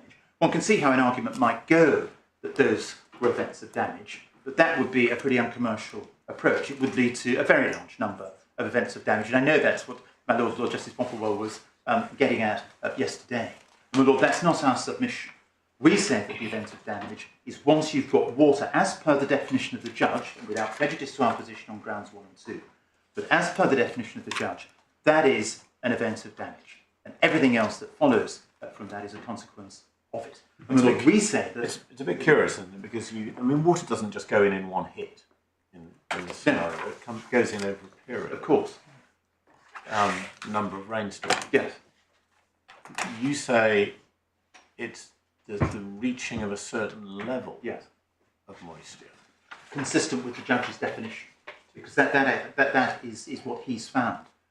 The judge isn't saying at paragraph 117, any water ingress is damage. It's only once the water has reached such a condition. But is it really an event? So it reaches a particular point, the moisture reaches a particular level. Well, we would submit that is an event. That is something that happens at a particular time, particular place, and in a particular way. There'll be a time at which that threshold is crossed. There'll be a consequence of a number of water getting in over a period, over a series of events. It's a consequence of... But Lord, it's not that many things are consequences of many different things. But this itself, we would submit, is an event. And things that follow on from that can be related back to it, because it's once the water that has achieved that degree of concentration, that amount of water, however one puts it, once it has achieved that, such that if left in the cassette unremedied or unattended to, it will then lead to, for example, structural decay or whatever it might be, That we say is the event, and one can It's say... just a point in time over a series of It's that happenings. yeah, but that's the critical time. And that is what the judge has found is in fact damage. And if one then goes back to the 72-hour clause and looks at this language of event of damage, we say that is it. Once one's got that, what one then has to do is to say, well, how does that apply in relation to the structure of this roof? Well, but before you spend too long on this, Mr. Edwards says, as I understand it, if the judge was wrong in treating event as relating to the decision, or if the defective decision, the decision can't be an event, and one has to look at how many events of damage there were, Yes. that simply hasn't been addressed, and that'll have to go back to the judge. Do you disagree with that? What the, We haven't got any findings from the judge on this. no, we haven't. We haven't. So do you agree that it would have to go back to the judge if you're right that what event is concerned with is damage, not cause of damage? So subject to this point, subject to the point of principle. I mean, if we're right that that is the event of damage, there's then would have to be an investigation as to how many cassettes were affected by water at that stage. No. The point of principle, as you describe it, is not one which has been addressed by the judge. No. Mr. Edwards says that will have to be addressed by the judge as to how many events there were. And do you say that that is right on the way the matter has come up to us, or do you say we should decide how many events there were? Well, on assuming that damage is the event. I think the ultimate conclusion as to how many events there were would have to go to the judge. So we don't need to spend time on this. Well, there's a question of the principle, which would be related to the structure of the roof and whether event is assessed by reference to each individual cassette. And that is a point of principle that I think you can address. And this is something that arises out of exchanges that we had with Lord Justice Snowden, I think, earlier. Because our proposition, my Lord, and this is where the GM6 clause comes in, although not determinative, we say it simply supports our position in terms of what is to be regarded as an event and what is the relevant piece of property by which an event is to be judged. Well, there's a whole debate to be had as to whether you look at the cassettes individually for the purpose of the unities or the roof as a whole. Yes. The judge hasn't addressed that at all. It isn't addressed in the skeleton arguments in terms of the unities. Mr. Edwards, for that reason, hasn't addressed it. You're saying that it is within the scope of the appeal and we should address it. Have I understood you right? But look, I think we're content that should go back to the judge. But that's our in which case, what you describe as the point of principle isn't for us. Well, the assessment of back to the judge. All right. Yes. So, my Lord, we would say or submit that analysis as to what counts as damage not only reflects what the judge said at paragraph 117, it also reflects what the judge said at paragraph 168 in relation to how it is that the water got in, how it is that his definition of damage occurred. My Lord, that's paragraph 168 of his judgment, where he describes the process identified by Dr. Poole, upon which Sky relied very heavily, and how it is that the water got in the 90-degree gap in the upstep. We say that definition as to what an event of damage is consistent with what the judge said. And therefore we submit that what the court is concerned with, therefore, is to identify that by reference to the 72R clause, by reference to retained liability, the relevant event is event of damage. After that, my Lord, I can quite see that what then has to happen is it goes back to the judge. Right. My Lord, just stepping back and looking at this as a matter of commercial pragmatism, or general pragmatism, we would say that the broad question that has to be asked in the context of what is an event or what is an occurrence is what is it that happened here. Now, of course, one's got the analysis of the unities, and that, of course, is set out by Mr. Justice Ricks in Kuwait. But also, that analysis is susceptible of a broader approach. And that approach might be, well, what would you say had happened in the early days of August 1990? The airfield was seized. that is at least a way of approaching it. And we would submit that if somebody was asked the question what had happened on the roof, what somebody would say is, well, a cassette has got damaged, or this cassette has got damaged, or another cassette has got damaged, by reference to the cassettes being the relevant item. You're still on the point that you've now accepted should go back to the judge, aren't you? Very well. Well, my Lord, Well, it's a matter for you. Use your time as you well, I think think on that best. basis then, my Lord, perhaps I don't need to address that any further. Is the question of part or whether to do the cassette separately from the roof? I thought it was dealt with in the skeleton. It is dealt with in the skeletons, yes. What we Only say, by reference to General Memorandum 6, Yes, but- as to whether it's part of. but what we say about that is that that supports our submission that the cassettes are separate pieces of property, and that when one comes to analyse what is meant by event, the piece of property by reference to which you do that is the cassette. Now, we rely, of course, upon the structure of the roof, and I know you've heard a great deal of material about that. You know the cassettes are 10 metres by 3 metres and weigh 3.5 tonnes. You know that the roof was designed by reference to cassettes, it was installed by reference to cassettes, it's been inspected by reference to cassettes, the judgment analyses what's happened by reference to cassettes. We say, one thinks of the analysis of Mr. Justice Moore-Bick in Seal, Austria, talking about commercial utility, the commercial aspect of how a particular property is considered. We would say that the cassettes are the relevant unit. And the reason why we refer to GM6 is we say that the reference there to part, it's not definitive. Perhaps we should just have a quick look at GM6 if we may. If you'd be kind enough, please, just to go to page 789 in course C.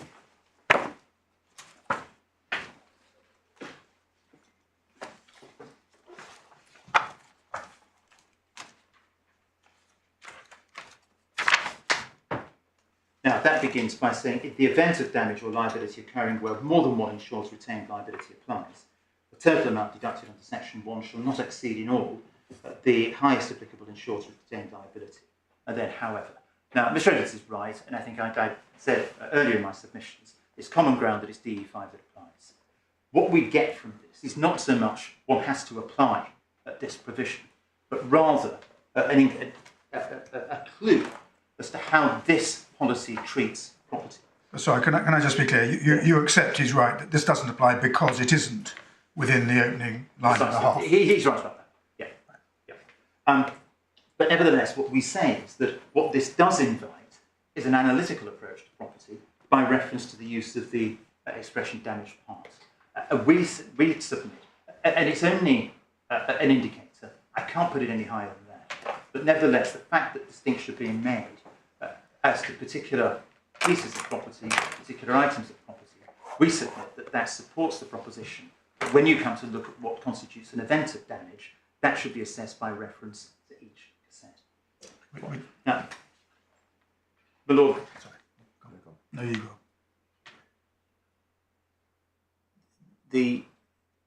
You look at this question by reference to the parties when contracting. What, if any, evidence do we have about how the parties looked at the roof?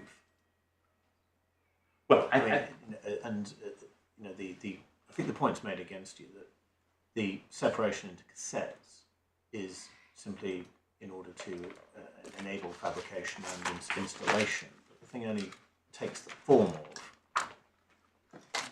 a usable roof when they are all, as it were, put in place and sealed in together. I mean, why would the parties have intended this the retained liability to apply to individual cassettes, given that there are just a large number of them? I mean, if you're looking at this retained liability, if you're looking at damage, why wouldn't you just talk about damage to the roof?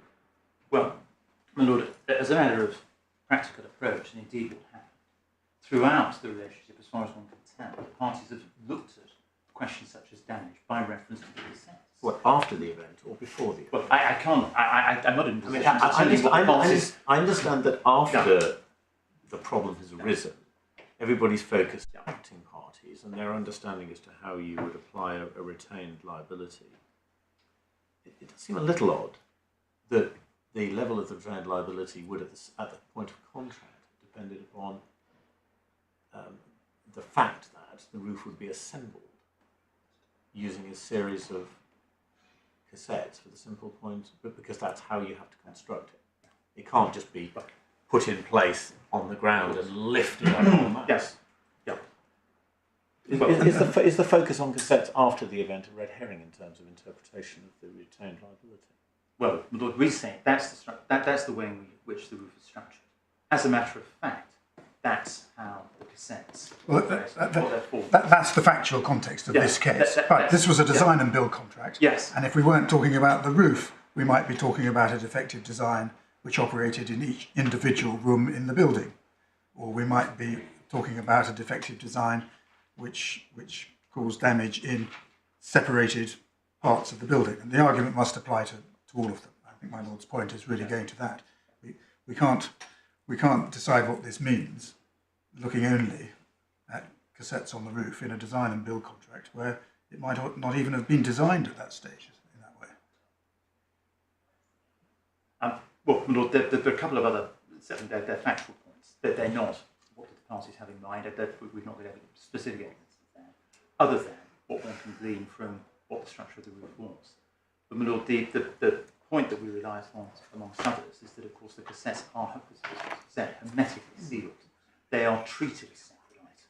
That is something that the parties would have known. Plainly, something that the design and build contractor would have known. It's very difficult to imagine it's something that's Is that right? It's a matter of timing? Had the design been completed at the time the insurance was entered into? I'd be rather surprised if under a design and build contract. I don't answer that question. But it would be rather surprising if you're taking out contractors' all risks in relation to a design and build contract. One might be rather surprised if one waited until the design was complete for the insurance to incept.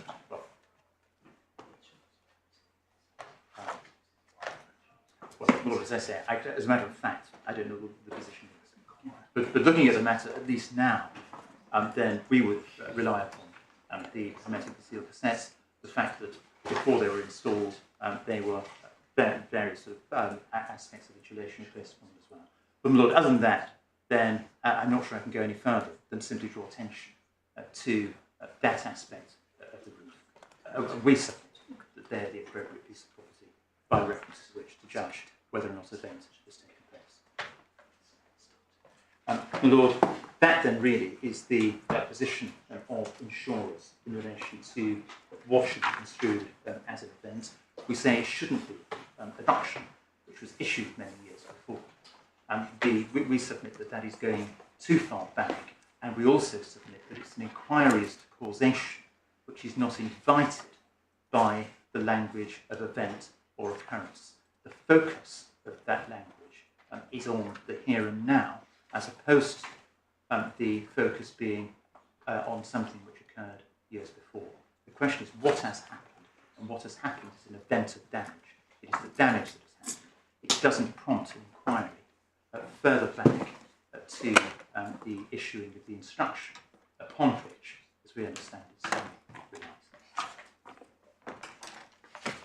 and by reference to the decision of Mr. Justice Riggs in Kuwait, he also was not looking back into some form of ultimate cause. My Lord, you remember that I took you to the passage in the judge's judgment, where as soon as he came onto this topic, he was looking for an ultimate cause. We say that is the wrong inquiry to make. It wasn't the inquiry that was made in Kuwait. What was looked at was what it was that was happening on the ground at the time. Now, my Lord, with that, I wonder if I could just pick up one or two small points just by way of detail. First of all, so far as the FCA case is concerned, we relied on that for a point of construction in relation to the meaning of jury. What was contended for in the FCA case, on behalf of the FCA, was that if there were some occurrences within the radius, then all occurrences were caught. It was the sort of spatial argument that was being advanced on a temporal basis on the facts in Wassa before the American courts. And the reason for inviting your attention to that is that just as in the FCA case, the Supreme Court said that no reasonable reader could understand the words within a radius to mean outside a radius, Our proposition is the straightforward one, that by parity of reasoning, no reasonable reader would understand the word during the period of insurance to mean after the period of insurance. Now, my Lord, I appreciate that there are other issues that arise, but that is the basic proposition, the starting point, and we submit that what was said in the FCA case is apposite and relevant to that. My Lord, can I pick up a tiny point in relation to loss minimisation? You were invited to look at the sublimit that applied to loss minimisation of about £1 million, I think. Could I just take you to the loss minimisation clause itself?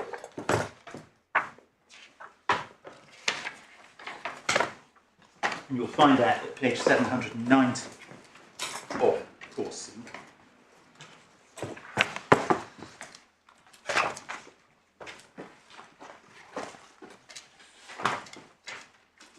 And you'll see when you read that clause that the position isn't quite as stark as perhaps was suggested. What that clause provides for is this: the indemnity under this contract of insurance extends to include expenditure incurred by or on behalf of the insured as a result of emergency action taken to prevent or minimise physical loss or damage to the property insured, provided that where such expenditure is not approved in advance by insurers, the liability of insurers under this memorandum shall not exceed the amount of saving that the insurers achieved by such expenditure, or the sublimit stated in the risk details, whichever is the greater. So it's not simply, as it were, the mechanistic application of the million.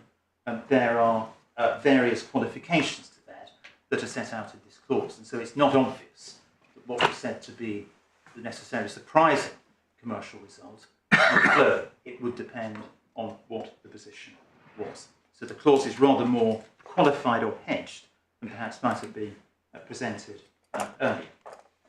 My Lord, can I then please pick up just a couple of points in relation to ground 4, and that is the question of 2 hearings. And it's simply a point of information. It's the submissions that we've made our submissions. But I wanted, if I may, just to address one point that was made yesterday. And it was suggested that what insurers ought to have done is to make in front of the judge the submission that what the judge ought to have done was to do his best. Now, I wonder whether perhaps I can just explain how things developed. And I'll take you to a couple of paragraphs, if I may, just to explain. In our written submissions for the purposes of the consequentials hearing, so that was the hearing when judgment was handed down, we referred to the paragraph in Nagel, and I invited your attention to this yesterday, the paragraph in Nagel which said that in the ordinary course of events, a judge simply has to do his best with the material that's presented. But it goes on to say there may be cases where the judge can't do that and there's no option but to dismiss. Now, that was a paragraph that we referred to in our written submissions. Now, so far as the judge was concerned, during the course of the consequentials hearing, and I've been back through the transcript of that overnight, that hearing began with the judge's comment that in light of the submissions I've received, I propose to address the consequential issues. Sky submitted that hearing couldn't be concerned and shouldn't provide an opportunity for parties to invite the judge to reconsider his judgment, and that there was no question, therefore, of going behind that judgment. And that was a submission with which the judge agreed.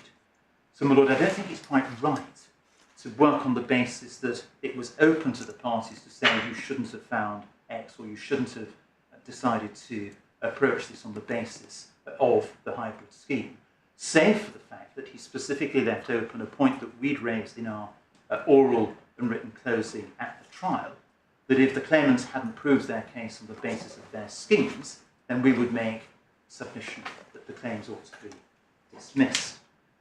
Now, during the course of that hearing, what the judge said before I made my submissions was that there will be damages claims where judges can come to a view on the material.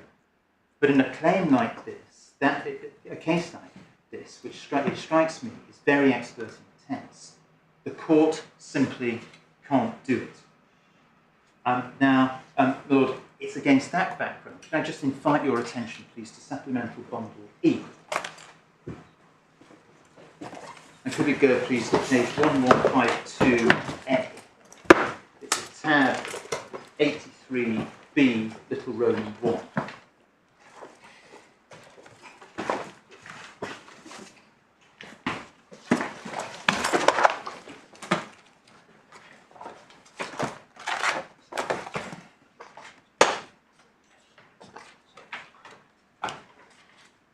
Now, I should say, and we've noted this in our skeleton, and can I give you the reference for the skeleton?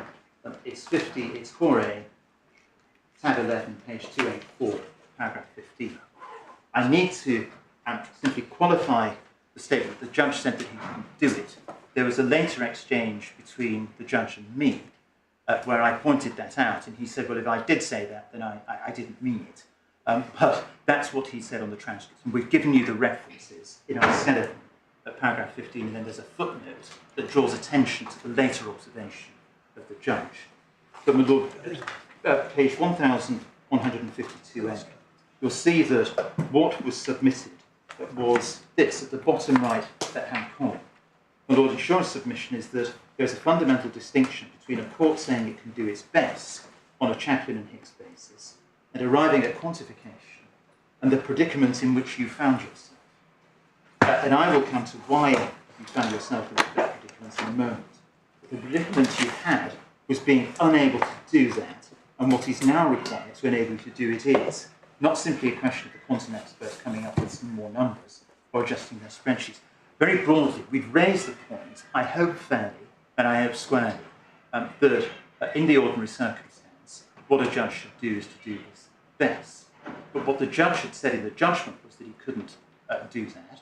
And what was said during the course of the hearing was that largely the court couldn't do it. So it was on that basis that we said, well, if the position is that the court can't do its best, then what the court ought to do is to dismiss. So, my lord, I hope that insurers fairly covered that with the judge. I don't think it's a fair criticism of insurers to say that we didn't make the sort of submission then that we make now. And the reason why the submission now arises is that it wasn't until the second judgment, the consequentials judgment, that the judge then made the observation that if he were driven to determine the case on the material before him, what he would have done would have been, this is paragraph 18 of the second judgment, what he would have done would have been to have found the 2018-19 scheme was the appropriate scheme in order to reflect the measure of damages. And so that observation from the judge only came in at the second judgment. So, Lord, I just wanted to say that because I really hope that we weren't unfair to the judge. I don't think we were. And the reason why the submission to dismiss was made was because of what the judge had said at the hearing and also in his judgment about not being able to determine things on what had been presented to him. That was the basis. Right, Mr. Ridley, I think time's up, I'm afraid. Well, my lord, that's convenient because I've just come to the end of my submission. And I'm very grateful. All right, our thanks, genuine thanks to everybody. It's been a very interesting case. I don't just mean those in the front row or indeed those who are here and behind. One knows how much work and contribution goes into these cases by many people. We'll reserve our judgments. You won't be surprised to hear. When we hand them down, you know the form, but I'll spell it out. We'll invite returns for typographical and administrative corrections, but not for re-arguing. We'll invite the parties to agree an order and what the consequences are of our judgment, and we'll hope to be able to deal with that in writing if there's a disagreement between the parties. Thank you very much. All right. Rise the table.